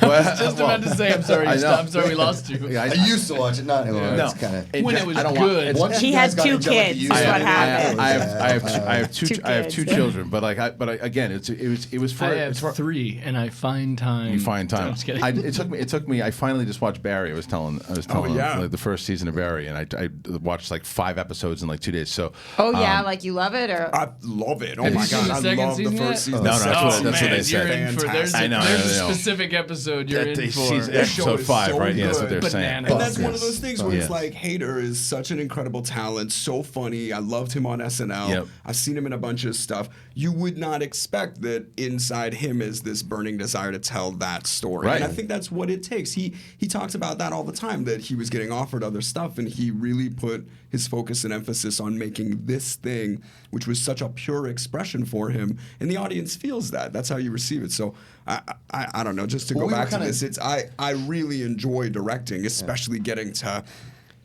Because I love making movies, getting to make the vibe and the tone of the movie set or the experience as it should be to yield the best results in every category. I love that, but you have to be deeply passionate about telling a story. But that's right, and that's what, like you said, because I heard so much about Barry, and I wanted to see it, and it's a dark comedy, but it's got shades of like Dexter and Breaking Bad, and it's got. How do you even explain Yeah. that? It's crazy, but it's different, and it's not predictable, and that's why I kind of brought up as far as Robot Chicken went too. When it came out, it was very, very different, and it was definitely made for our generation for sure, with all the references and the pop culture stuff. And I just wanted to ask you, like, how it kind of, and I'm sure you've talked about it in the past, but I'm not as familiar with the story of how that all kind of came to be, of when you decided, this is something I know can work. Going back into that passion conversation of this is what I want to do, and then it fucking blows up. I mean, I'll take you through it as briefly as I can. There was a point where I was doing a ton of acting, and I wanted to make something. I wanted to just like make something with friends of mine. And I've always loved stop motion, and I've always loved pop culture and toys. And I was going to go on Conan, and I thought how fun it would be, instead of doing an interview and listening to myself talk about myself for another 6 minutes, maybe I could make a short that would be funny, like me and Conan going to Comic-Con before Comic-Con was a thing that anybody went to. And in the process of getting that made, that little short, Matt Senreich, who at the time was the editorial director of Wizard magazine, he and I partnered up to try and make that short, and we got approached by Sony Digital that was developing linear content for dial-up internet before there was even broadband. And so before there were any rules or even an audience for the internet, we were producing these stop-motion shorts, which became a sort of backdoor pilot for Robot Chicken. And when that entire venture failed, I still had this 40 minutes of what I thought was hilarious content. So Matt and I spent the next 4 years shopping it around until the Adult Swim kind of became at least the early stages of what it was going to be. They had just bought the Family Guy reruns. This before Family Guy was back on the air. And Seth MacFarlane was actually the first person who said that we should revisit Cartoon Network. We'd already pitched our stop motion animated sketch comedy show to Cartoon Network, and it was too adult for them. But then the Adult Swim started becoming a thing, and MacFarlane suggested that we go meet with those guys, and they greenlit us for 20 quarter hours. It was a huge risk for them, but they also didn't have any original programming, and as long as we could make the show at a budget, they'd let us do it. And then we were shocked within the first season when we started getting over 1 million viewers, and it was the first time that we realized that all of the pop that had stuck to us when we were little kids had stuck to people all over the world, and people were finding a common sensibility, or at least a familiarity with all this stuff. And now we're making our 10th season. So it never was on purpose, guys. It wasn't what we were trying to do. It just sort of became this fun playground for us to gather friends and collaborators and make something that we find entertaining. And Breckin, did you get involved like right away? Yeah, I mean, I think on the Conan thing. I mean, we do voices on the Conan thing, and then I mean, pretty much once it started, and he was like, "Yeah, remember that thing? We're gonna do more." And I started writing, I think, from the beginning. That's pretty awesome. Much. Yeah. When you guys are together, is work all you're talking about? Like, is it everything that's going on in your mind? Or I'm only asking because you guys have so many projects that Right. you've worked on together and so much happening. Yeah, it's usually the last. It's funny. We were together all the time, but we got into the green room. We were just sitting there, and I think it's literally the last thing we talk about. We literally catch up on like. Literally, it was. I'm tired. Yeah, I'm tired. No, we started talking so about, tired from all then we these, start- these airplanes. Right, we and- start just whining and bitching like normal people do. But work's Is that what usually the normal last people thing. do? Yeah, I hope. I mean, according to Twitter, it seems. I think so. The people I've seen are pretty Retweet. angry. Yeah. Yeah. But I think work's probably, unless it's a specific project or something. But no, it's usually We'll get together not to work. collaborate and Yeah, then absolutely. work. But when we just hang out, No, we'll Right. just Just want to eat. shut it off. we're just wrestling Yeah. or Yeah. throwing shit at each other. Somebody got mad at me because I had promised to throw popcorn in your mouth at that screening yesterday, and You I did forgot. in the lobby. In the lobby, you tried. Yeah, but it was like a girl came up to me with her empty bucket. She was like, "You said you were gonna throw this at Breckin." I was like, "These are Wait, just what crumbs." happened? Well, we had a Q&A screening for the movie yesterday, and when we were tweeting out the link for people to buy tickets, I said, "Watch me throw popcorn into Breckin's mouth," and I Breckin said, "Watch tweeted- me throw a chair into Seth's mouth." and then neither of us made good on that. But Yeah. as we were leaving the theater and people were like wanting to take pictures or whatever, this girl came up to me with her empty bucket of popcorn crumbs and was like, "You never threw the crumbs at Breckin." And I was like, "I'll take this one piece, I guess." Yeah. Threw a kernel and just choked him. Do you get him back with the chair or still waiting I'm on that just- revenge? I'm gonna do That it was really. it. That was at the end of this interview. I'm gonna hit him with this chair I'm sitting with. We used to do this really stupid thing, and I almost did it. That we had a premiere screening for Changeland at the ArcLight the other night. It was really fun. But we had this one thing. I'm no reason to tell this story, but I have the mic, so you can't stop me. Facts. Seth and I, we always have been Kill the mic, kill the mic. Have been addicted to movies and stuff. We just always go and see movies nonstop. And one of my favorite things was always just to pour a full box of popcorn on Seth before the movie starts. Down the shirt. Often, like all the time, you do that often, to him? all the time. But Yeah. Breckin is also, Yeah. he will go the extra mile for a laugh. And one time we were in a theater and I'm sitting like towards the middle of the front of the theater. And this is before anybody recognized us in public, so it was a lot easier. It's to be a lot very easier silly. to be idiots. Breckin, he gets out of his chair and he goes, "Hey, I'm gonna go get some popcorn." And I already had some popcorn. I was like, "Oh, you can share mine if you want." He goes to the lobby, gets the largest popcorn he can and the biggest soda that he can. And then he shows up in the back of the theater and just goes, "Seth! Seth!" And then he starts running down the aisle. He's like, "Where are you?" And then he trips himself, throws the entire bucket of popcorn, and this giant soda smash explodes down the aisle. He falls with an incredible tumble. And everybody in the theater just like starts laughing because it was amazingly silly. And then Breckin really took his time and milked the pain of, and he was like, "Ah! Ow! Oh God!" And all these people want to do is watch a movie. But isn't the it better? movie hadn't even started yet, so they're like, everyone's laughing and trying to straighten. Breckin stands up and goes, "It's not funny. I hurt my arm." And now I have to get more popcorn. And he like Lost my walks up elbow. the Your elbow, entire yeah. aisle. And at Totally the top of unglove. the aisle is like, "Ow!" But isn't it actually better? Wouldn't it be better to do it when you are recognized? Because otherwise, if you do it when you're not, they're like, pick that shit up. No, because now when you are recognized because of cell phones and Twitter and It stuff goes- like it that, blows up. you can't be anonymous Right. in that That's way. Breckin Meyer Yeah. thinks he's Yeah. Bill Murray Yeah, showing exactly. up spilling popcorn. yeah. And, my and it niece's gets wedding. this goof now gets reviewed. Right, it gets reviewed, and suddenly Right. it's like trying to pull a Kaufman. You Right. know, or whatever. Right. Has that happened to you guys? No, No, not we like, don't. no, because we're pretty chill now. But Yeah.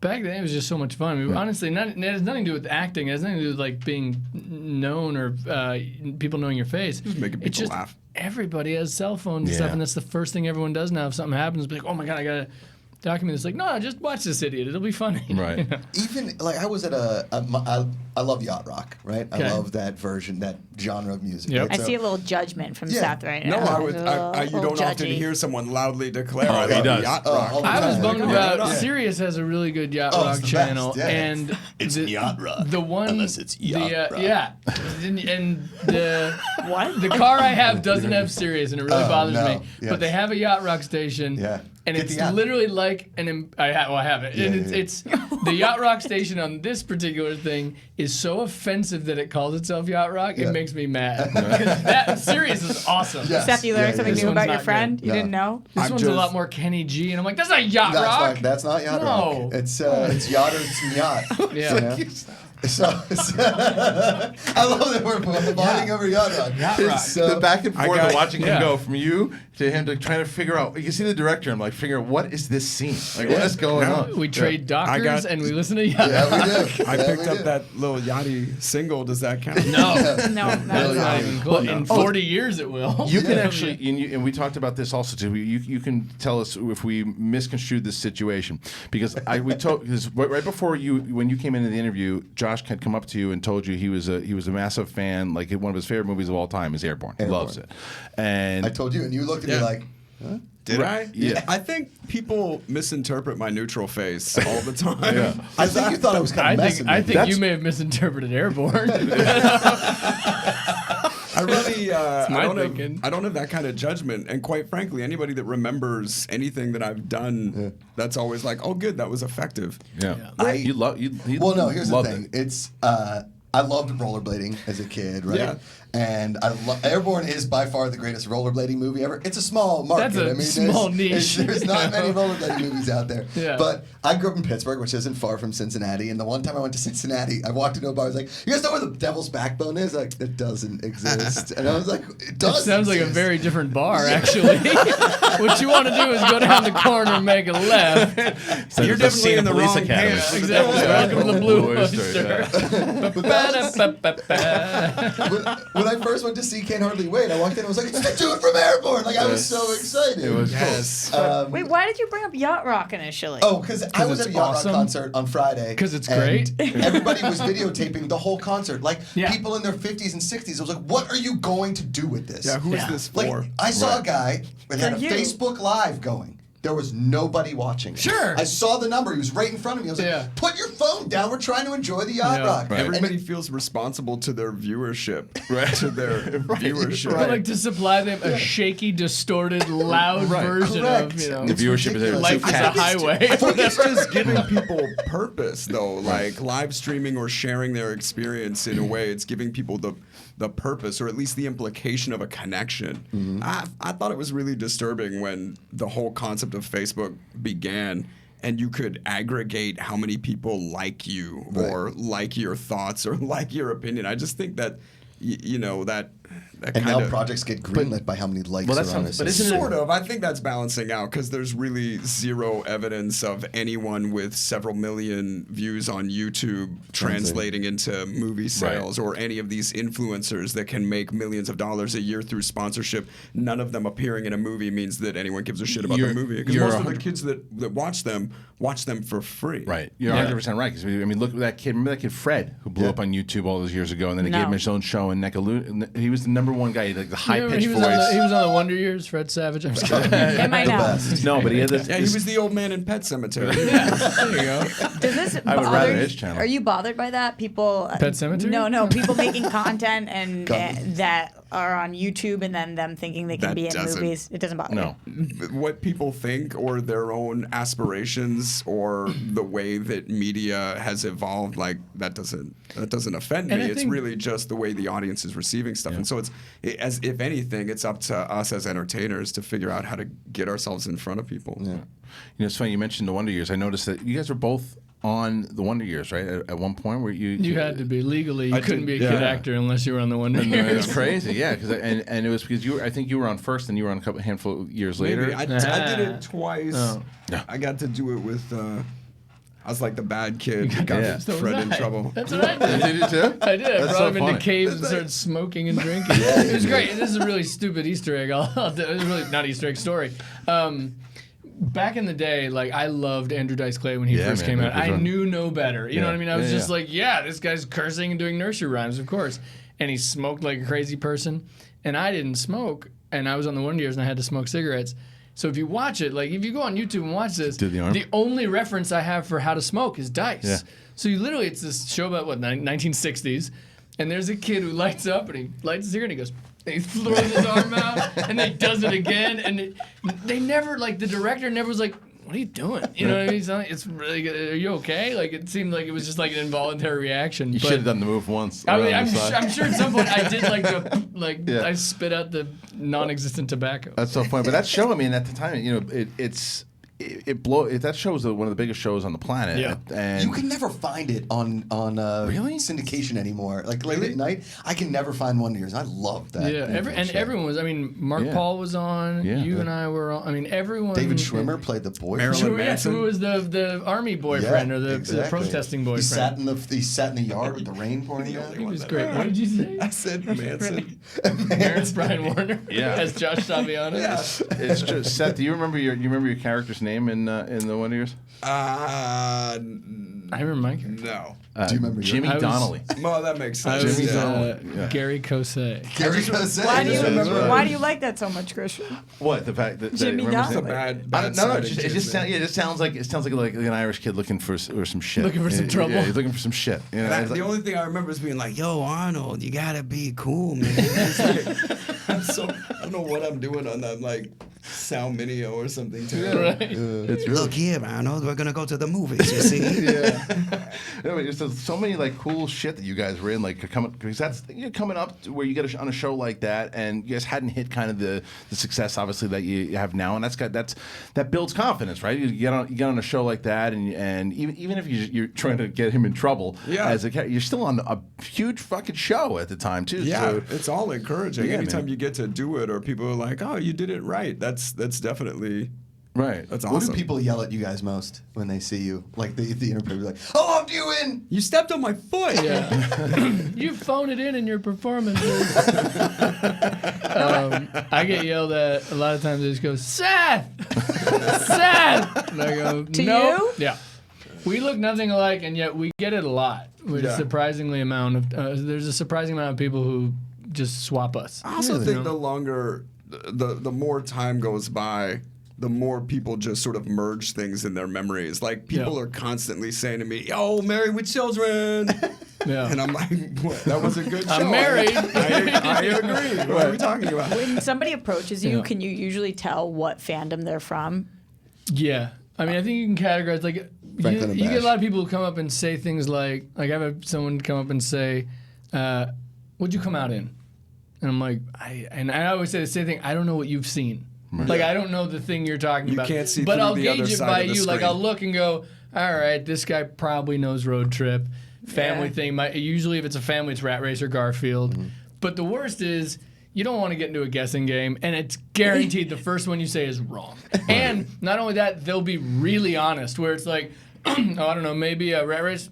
No, I haven't seen that. And I'm like, okay, easy there, Tiger. Sorry. Okay. You're not going to get that But from her. speaking of which, one of my top 10 favorite movies ever, probably Rat Race. I'm absolutely obsessed with that movie. Oh, fun. And I remember a few years ago, I don't know if it was like THR Variety was talking about how it would be such an easy one to do a sequel for because the premise of it could come back so easily. Yeah. Have you guys been approached, talked about it? Anything like a Rat Race 2? The closest thing to that is there was a minute, like right after the movie happened, where Paramount was trying to develop something with me and Vince Viloff. And it was going to be like the continuing adventures of the Cody brothers. And it never even got to a finished script. It was all just hypothesis. I killed it. Yeah.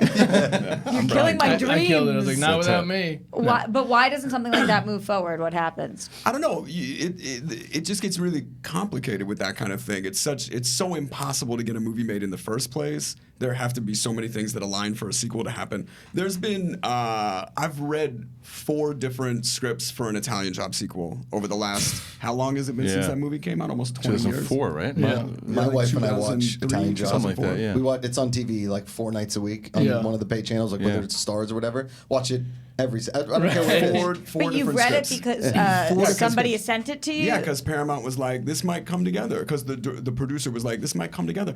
Every time I run into Mark Wahlberg Wahlberg. He's like putting that sequel together. I'm like, I'll believe it when it happens. Yeah.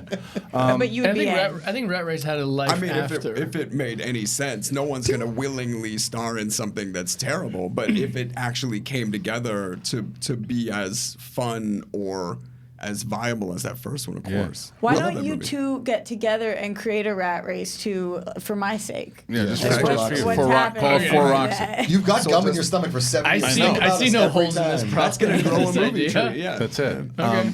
Cool. Thank you guys so much. Yeah, Appreciate it. When you're making We something should like put more focus into writing something together. I Take- don't know why please. we both Do it. So And you know what? Rat Race too. Rat Rat Race Race too. too. That's where your heart is. when I you're can making tell. something like a Can't Hardly Wait or even a Rat Race, you know when you're making that like how good this is going to be. It feels good, but you never know if something's going to be terrible. You don't know until you see a first cut of something. Right. And even when you see a first cut, you're usually like, "Oh shit, did this work at all?" Right. You know, it's always you can say, "Oh, this feels great." Right, or you can say it watch- was fun. You know, you had a great time Right. doing it, which is always good because it does translate. You see the energy, especially in a comedy. Yeah. You see the energy on screen, but like, I don't think you ever know. Like, I remember when we did Clueless. No idea. Right. You know what I mean? You I had knew, no I knew we had idea. it. I knew we were having a blast. I knew Yeah. Donald was super funny. I knew Rudd was great and never aged, it and was I so knew all creative. this stuff. But also because yeah, like, and it was so so fun. interesting. and you have the and, directors you know, of Fast Times on. I mean, there's a Yeah. fact. So that's got to give you a boost of confidence, kind of. Totally. Yeah. You know, it makes you feel like you're definitely doing a competent job. You know, it's in focus and things like Right. that, but you never know what an audience is going to respond to. Especially with teen movies, it could be literally they can revolt and be like, "We do not talk like that. Fuck you." Blah Right. blah. And with this, it was like, it was an send. exaggerated version, but they really the kids really You didn't know you were making a connected classic. to it. I mean, you yeah, made a we classic. really What connect to What was it. it like showing your kids those movies the first time? Have they seen them? Yeah, I took my teen to see Clueless like maybe 2 years ago at the Oh, okay. Hollywood Cemetery. Oh, She'd cool. never seen it. Oh wow. I was surprised how I'm one of those like I don't love watching myself. I don't like watching my own stuff over and over again. I love watching. He watches his stuff on loop. He watches my stuff on loop. I send it to him. I just watch. keep it I going. watch you through your Breckin window. all the time. I've Yeah. got that live feed. I've got all those secret Nest cameras. And I appreciate them all, by the way. But I was amazed that it really did. It held up. Now, it's not me. That's Amy, and that's Heckerling 100%. Yeah, totally. But it really did hold up, and so I think that's the only one. She's not old enough to see Road Trip yet. They've seen Rat Race. They like Okay. that. Yeah. Yeah. How about Can't Hardly How Wait? about Can't Hardly Wait? Yeah. Can't Hardly Wait. Their mom wrote and directed it, so I don't know if they've seen it actually. You know, it's weird at that point because it's like Uncle Seth, Yeah. and Dad, and, you know, Right. Everybody they know. Have they it. seen Airborne? That's the they have question. not know. seen Well, Airborne. I I don't can know. guarantee they haven't seen Airborne. Have you seen Airborne? I've seen it many times. I auditioned for Airborne. Did you? Oh, wow. Yeah, Were you yeah. gonna be Mitchell Goosen? No, whatever thing he Oh, auditioned he was for. pilot. Yeah, whatever that Did was. that happen a lot where you guys were auditioning against each other? Oh shit. Still does. What were but some of the big Damn. ones? I think probably all of them. Like I went Yeah. up for Austin Powers. Did you? For Rat Race. I don't know. Clueless. I think you told me about it. the part in Can't Hardly Wait was written for Breckin, and then he Right. wound up doing something else, and Yeah. I got to audition for it. But like I think Clueless, when it was called No Worries, you went up for because I It was remember you called told me No about Worries? I it. read for Go. I read Oh, for right on. Yeah. Did I read for Road Trip? I can't remember. Done. That's crazy. So when you Bradford, guys were But if I shooting did, it would have been Clueless, for was it, Sean's part Right. at that point. Yeah. when you guys were shooting Clueless, was it called No Worries? No, it was at 20th Century Fox called No Worries, Yeah. and then they basically were like, "Yeah, we're gonna put it in turnaround. We don't know what to do with it." They were casting it and everything, and then they stopped. Paramount picked it up, changed the name to Clueless, and I didn't even audition when it was No Worries. Wow. And so I feel like you had told me about it, and so I had no money, so I skateboarded the audition, and that was it. That was it. But no, we always it was always literally. I mean, for a while, it was if it wasn't Seth, it was me. If it wasn't me, it was Jamie Kennedy. If it wasn't Jamie Kennedy, it was Ethan Embry. And Right, it was right. just that. And then slowly everyone kind of started to get their own little distinct things they do. Yeah. And whatnot. But no, we often it was always down. But I to, like the fact wire. that you guys even know the fact that there's this kind of friend that you're going to be going up against each other, but you said, well, fuck it, let's just work together on a ton of shit too, to where you've written together, you've produced together, you guys are like really good friends, and there's just more and more projects coming out. And you get time. The other thing that you said that I love is the fact that you guys are just like movie lovers in general. And Yeah. you gotta go back yeah. and forth, kind of shoot the shit on that stuff too. I also remember back in the day. I don't know, maybe you still do, but you were a big basketball guy too. I used to play ball a lot. He Yeah. still plays. Yeah. ball. still all do the okay time. too. Yeah, because I remember It's embarrassing, but I do. See, my friends, a lot embarrassing of my to stay friends would healthy play in the and keep your game. stamina Oh, up, right but- on. Yeah, but I think it's Faison used to play in the game as well Sure, too. So, yeah. but yeah, that was the thing. I was very proud of myself this morning. I finally started going swimming again. So right I'm trying on. to get exercise back in my life too. But the fact that Laps, not just like no, Marco just- Polo. yeah, right, just running around in a circle. Yeah. Don't diss Marco Polo. man. Yeah, no, it's all But it's good. true. Just find it anyway. Just can't play it alone. Yeah. But Or anyway, you can. It just never ends. But I was just curious. You're still playing. Oh yeah, Yeah. all the time, and I'll be watching tonight. Watching Okay, the cool. hopefully the Warriors do something. Yeah. And then I had a Star Wars question for you because I asked you about Billy of them last time. I know that you also voiced. I didn't ask you about this last time. You voiced a character on Rebels.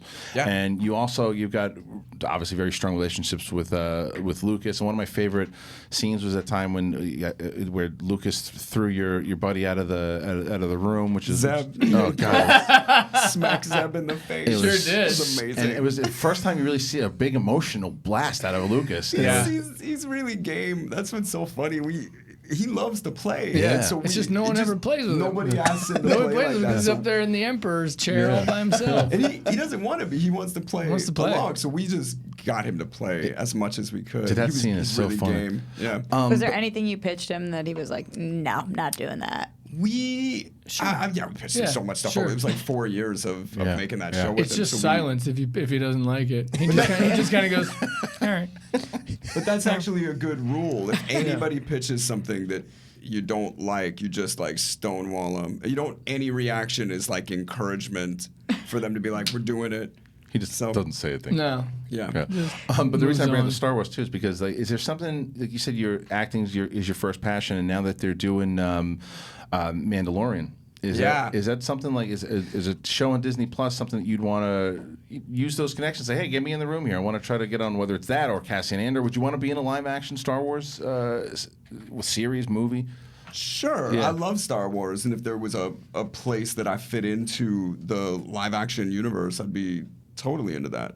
But I've never been great at exploiting connections for those kinds of things. Everything I've gotten as an actor has either been from auditioning or just being in the right place at the right time. And instead of asking somebody, yo, let me be a part of whatever it is you're doing, it's just sort of being yourself in their proximity for them to be like, oh, I've got this thing that you'd be good at. Right. You read Breckin, you seem to nod up and down as well. Are you? Oh, I mean, yeah, in a heart. I mean, no, I just meant when you asked him if he'd do one of the Star Wars movies and stuff, I was just like, yeah, in a fucking heartbeat. Yeah, you would, or yeah, you see him doing Both. that. Yeah. Both. Is Yeah. there a project out there, like a Breaking Bad or any of those like crazy things that you went out for and didn't get and like were really bummed about?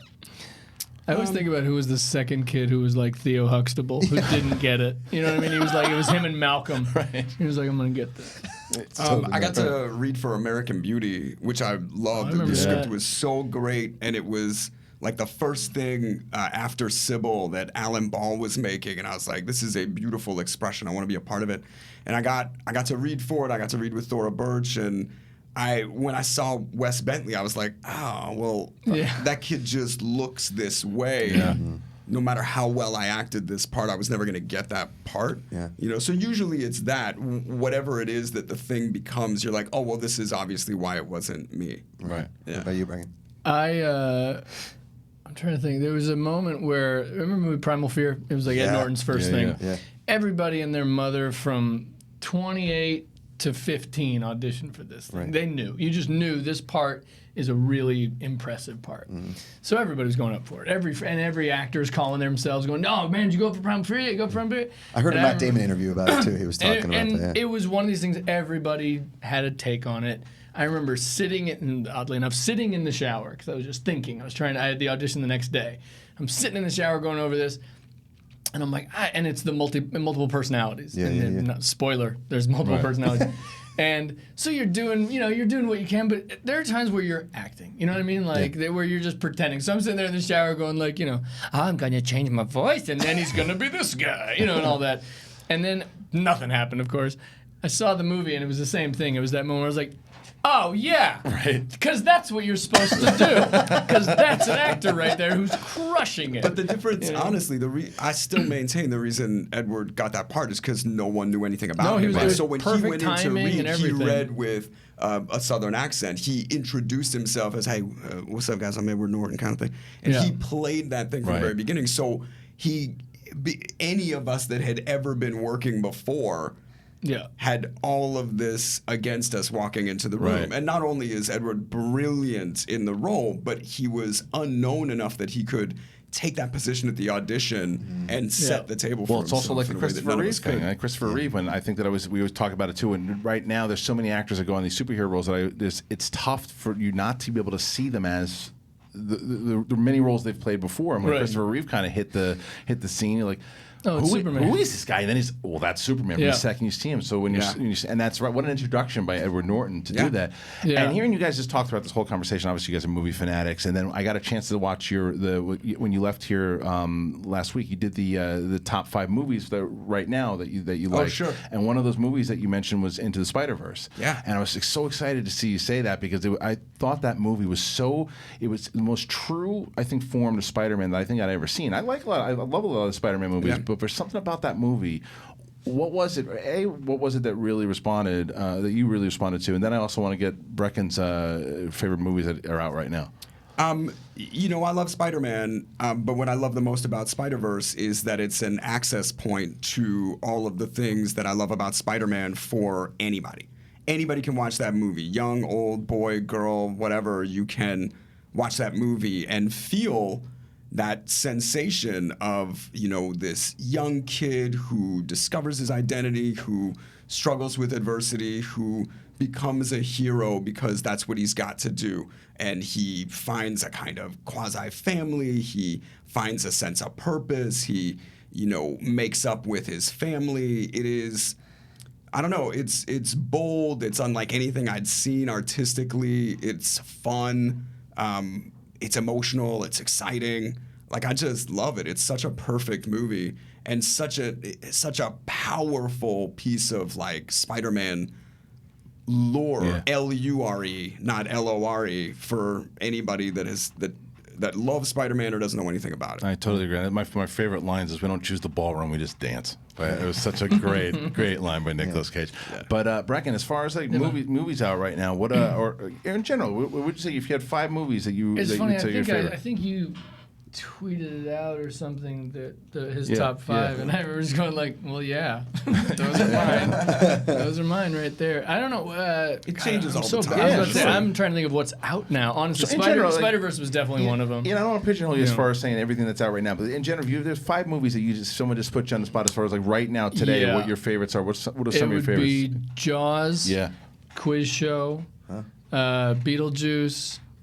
Oddly enough, La Bamba. Bamba's great. Yeah, it's one of those movies you mentioned, Italian Job. When it's on, that's my day. Well, it's like Shawshank. It's like when it's on, that's the day. And then, a tough one. I honestly like what he said, like Raising Arizona. I love all that. But The Goodbye Girl was a big one for me as an actor. Watching Dreyfuss now, kids haven't seen that one. The Goodbye Girl was pretty great. He won the Oscar for it. So when La Bamba came out, when it came on HBO, was at a family wedding. I was like 7 or 8 years old, and it was at a family wedding in DC. And it was, remember back in the day in HBO when they would release a movie, the entire weekend was just that movie, like over and over and over and over again, right? So the entire family gets a stomach flu, like 13 people. The wedding was basically ruined, and my mom screamed on the Saturday night, "I can't take La Bamba one more effing time. No more La Bamba." My dad was like, "But it's pretty good. It's pretty good." Oh, it's such a good movie. And I play, this is a cool name dropping thing. I played softball with Isai Morales, who plays his brother. Every time he yells, all I hear is what you just did, which is Richie. It's all that or it's not my first or my last when he's being a dog and he's got the girl pregnant. And it was awesome. It's a great movie. It was like 88. It's such. I think it's Taylor Hackford. I believe he did it. I think so too. Yeah. But it's one of those movies, and it's so funny. You can't put your finger on it. There's just movies like Shawshank, like this, like Airborne. If it's on, like Airborne. If it's on, you're just like, I don't know why. But I'm watching till the end now. 100%. You got me. I'm just here. You know? Well, Airborne used to be that movie that was always on like a TBS or a TNT when I was younger on a Saturday or a Sunday, and I watched it. No matter when it was on, it didn't matter. And a kid who grew up in Pittsburgh who like hated the Cincinnati Bengals but was obsessed with the city of Cincinnati from one effing movie. And then like I got obsessed with rollerblading. Like that's all I wanted to do. And then remember the first X Games, they had rollerblading. They had rollerblading halfpipe and street and all that kind of stuff. Well, we did this thing. Like I was telling you, we have a movie trivia full-on league that we've been doing for like 6 years, and awesome. when in one of his matches, just to mess with him, we said, and now the next category is airman. And I lost my mind. And he lost his mind. And then we're like, just kidding. He wound up losing the match. Yeah, but that movie's got an insane pedigree. Like it was produced by the same people that made Immortal Beloved and The Passion of the Christ. that Icon? Same producers. It was Icon. Yeah, it's really? directed by Rob Bowman, who went on to direct The X-Files and The X-Files movies. That's crazy. It was nuts. Stuart Copeland did the music. Wow. Like it is the most insane pedigree for a very silly And I will say, movie. Seth has. It was an auspicious offering from Warner Brothers at the time. Seth has a crazy eye, which is also what makes him a good director. Is he came back from the movie and he. I was probably living at your house or whatever. I was about to say he called me, but he probably just came home and I was there doing laundry or something because he was the only one with laundry. Taking a shower before you had your hot water. Yeah, I didn't have any hot water, so I'd shower at his place.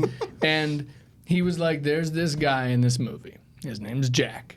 You got to watch him. He's just the most interesting man in the world. Just when he riffs about nothing." And he had these videos. He had like home videos of Jack. I shot hours of Jack Black just being a goof and just years being before silly. Tenacious D. Like I actually wound up at the first couple of times that Tenacious D played out. Didn't we go to see them at like Diamond Club? Right, because you knew Jack. Yeah, so we saw Tenacious D super early. I went, this is +1. But it was that. And then I remember at one point, I can't remember the movie, Philip Seymour Hoffman. It was a high school movie, and he was I want to say it's something with a zombie or whatever. But Philip Seymour Hoffman was like the dopey. My Boyfriend's Back. Was it? Was that? he in that? Maybe. Cool, because Philip Seymour Hoffman also played like the villainous student in. In Scent of a Scent Woman. of a Woman. Yeah, this was like a broad, wacky teen comedy, and Sethy was the one who's like, that guy's doing something, and I was like. Yeah, he is. He's doing something, and he was right. And it was the same with. But when he showed me Jack, I was like, "That guy's interesting." Well, anytime I've ever introduced somebody to Airborne, credit. they'll IMDb it, and they'll be like, "Whoa, Seth Green's in this movie? Yeah, like Jack Black is in this movie? Yeah, it's incredible." Is there anyone else that you've spotted that early? I didn't think about it as spotting. I'm like, sure there are. I would have to think of it because I don't think he'd remember, and I wouldn't remember because I wouldn't remember it. I love.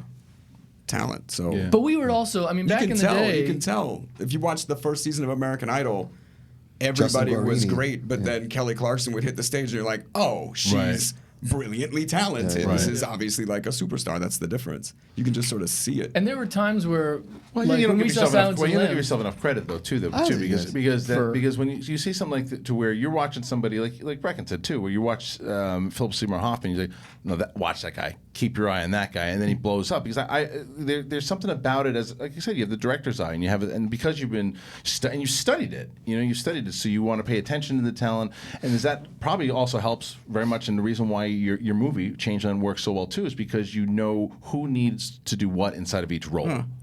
Thanks. Wasn't that the same kind of thing? No, maybe I like puzzles, and I definitely like bringing together as many superior elements as I can to make a great whole. Puzzles are fun. Right. Yeah. That's kind of the challenge, but that's the challenge of the project, though, isn't it? Too, because when we were in here last time, you said you knew that you had these pieces to work with. You knew that. You know what Breckin's going to be able to do in that particular role. You know what your wife's going to be able to do in that role, and now you just got to. Now you got to make them say, okay, guys, here it is. You got to John Williams it. That's basically what you got to do. And I think that adding that skill of saying, no, watch that guy is probably part of your career in general and your expertise. Sweet. And I think also we've always, as I said, like with us loving movies, it wasn't like we would go to movies at 18 or 19. If you ask me who's my favorite actor, like J.T. Walsh, Ted Levine, like guys you don't know, but we know. You're like Ted Levine, because he was in Silence of the Lambs. He was so convincing. He had trouble getting work after that. And J.T. Walsh was like, and when J.T. Walsh passed away, my first thought was, I will never get to work with him. That sucks. And I remember when Jack Lemmon passed away, I was like, I'll never get to. And so I think it definitely adds and helps him in directing, but. We just always were watching movies going like, who's that? Right. That guy, David Patrick Kelly from The Warriors, who picks the bottles. That dude. All that great. Commando. I genuinely just love Commando in 48 hours. I love the whole thing. I love entertainment. I love movies. I love TV. I love music. Like, I'm really passionate for all of the arts, and I think that just makes me a good fan. Yeah. Do you guys remember like your favorite theater going experience? Like the one that kind of changed. Like for me, it was Indiana Jones: Last Crusade. Oh, you mean the movie? Yeah, going to the theater and being like, "This is it." I do remember. I mean, I've always loved movies. I've always loved all kinds of movies. There was a moment I was probably 12 years old, and I went to a friend's house for a sleepover, and we watched Raising Arizona on VHS, and I was like, whatever this is, I want to live here for the rest of my life. Like the style of it, the depth of the emotion, the music, the comedy, the filmmaking, it was like absolutely revolutionary on every level, and I became obsessed with the Coen brothers. Yeah. Breckin? I remember seeing, I mean, obviously everyone had the same, Star Wars, oh my God, Right. that type of thing. I remember going back, like, I look at the ones I saw multiple times in the theaters after it was available, when cable was around and stuff and we could do that. And I remember going to see, oddly enough, like the Full Monty I saw twice by myself. The Commitments I think I've seen 5 times in the theater. There was something, and by the way, there's some, and I'm not like, it's not like Alan Parker, I see everything he does or anything. Yeah. There was something about that movie. I play drums a little. I'm not, I'm not like a singer or anything like that. You and I talked about throwing a deli tray at the interior window of a studio for years, though, after the Commitments. Oh, because Declan does it. Yeah. Because he's awesome. Because Andrew Strong does it. Yeah. That movie, for some reason, I just kept going. I was like, there's something about the feeling this movie's giving. I wasn't into soul music. Yeah. It was just one of those things where I was like, connect me. Yeah. Awesome. You mentioned the people that had passed away that you were bummed you didn't get to work with. For both of you guys, is there anybody still around that you haven't worked with yet that you are dying to? I'm sure that's a hard on the spot one. I got to, I don't know. It's been pretty positive. I feel like we've had such good luck. There are people I've worked with that I want to work with. Like there are certain movies. Like I did this movie about a magic car called Herbie. Oh yeah. That I did. The main reason I did the movie was because Michael Keaton was going to play my dad. Yeah.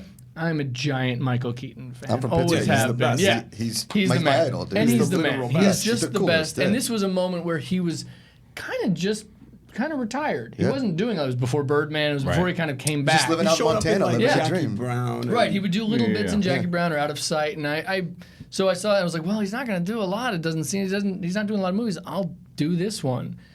Little did I know, and so when you ask, my first thought is Michael, but I would like to work with him on a different project now that I've done that. I would like to work with Michael. But I think there's just an infinite amount of actors where I like. First thought is like Robert Downey. I just think he's awesome. And something non-Avengers like, because again, that guy's been kicking ass in every type of movie for years. Yeah. Well, guys, it was an absolute pleasure to have you guys in here. The movie Changeland, it opened on June 7th. And where else can people find it too?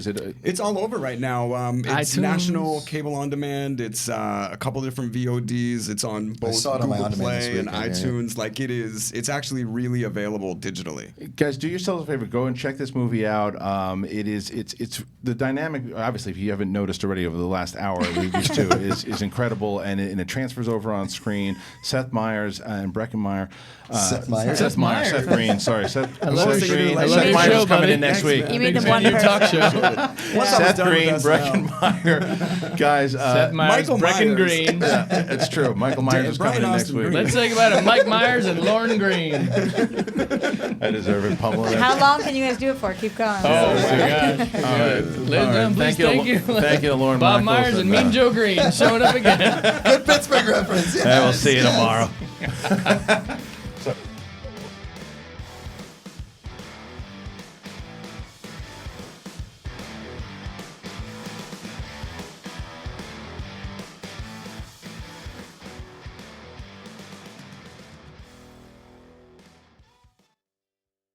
My name is John Paul Jones.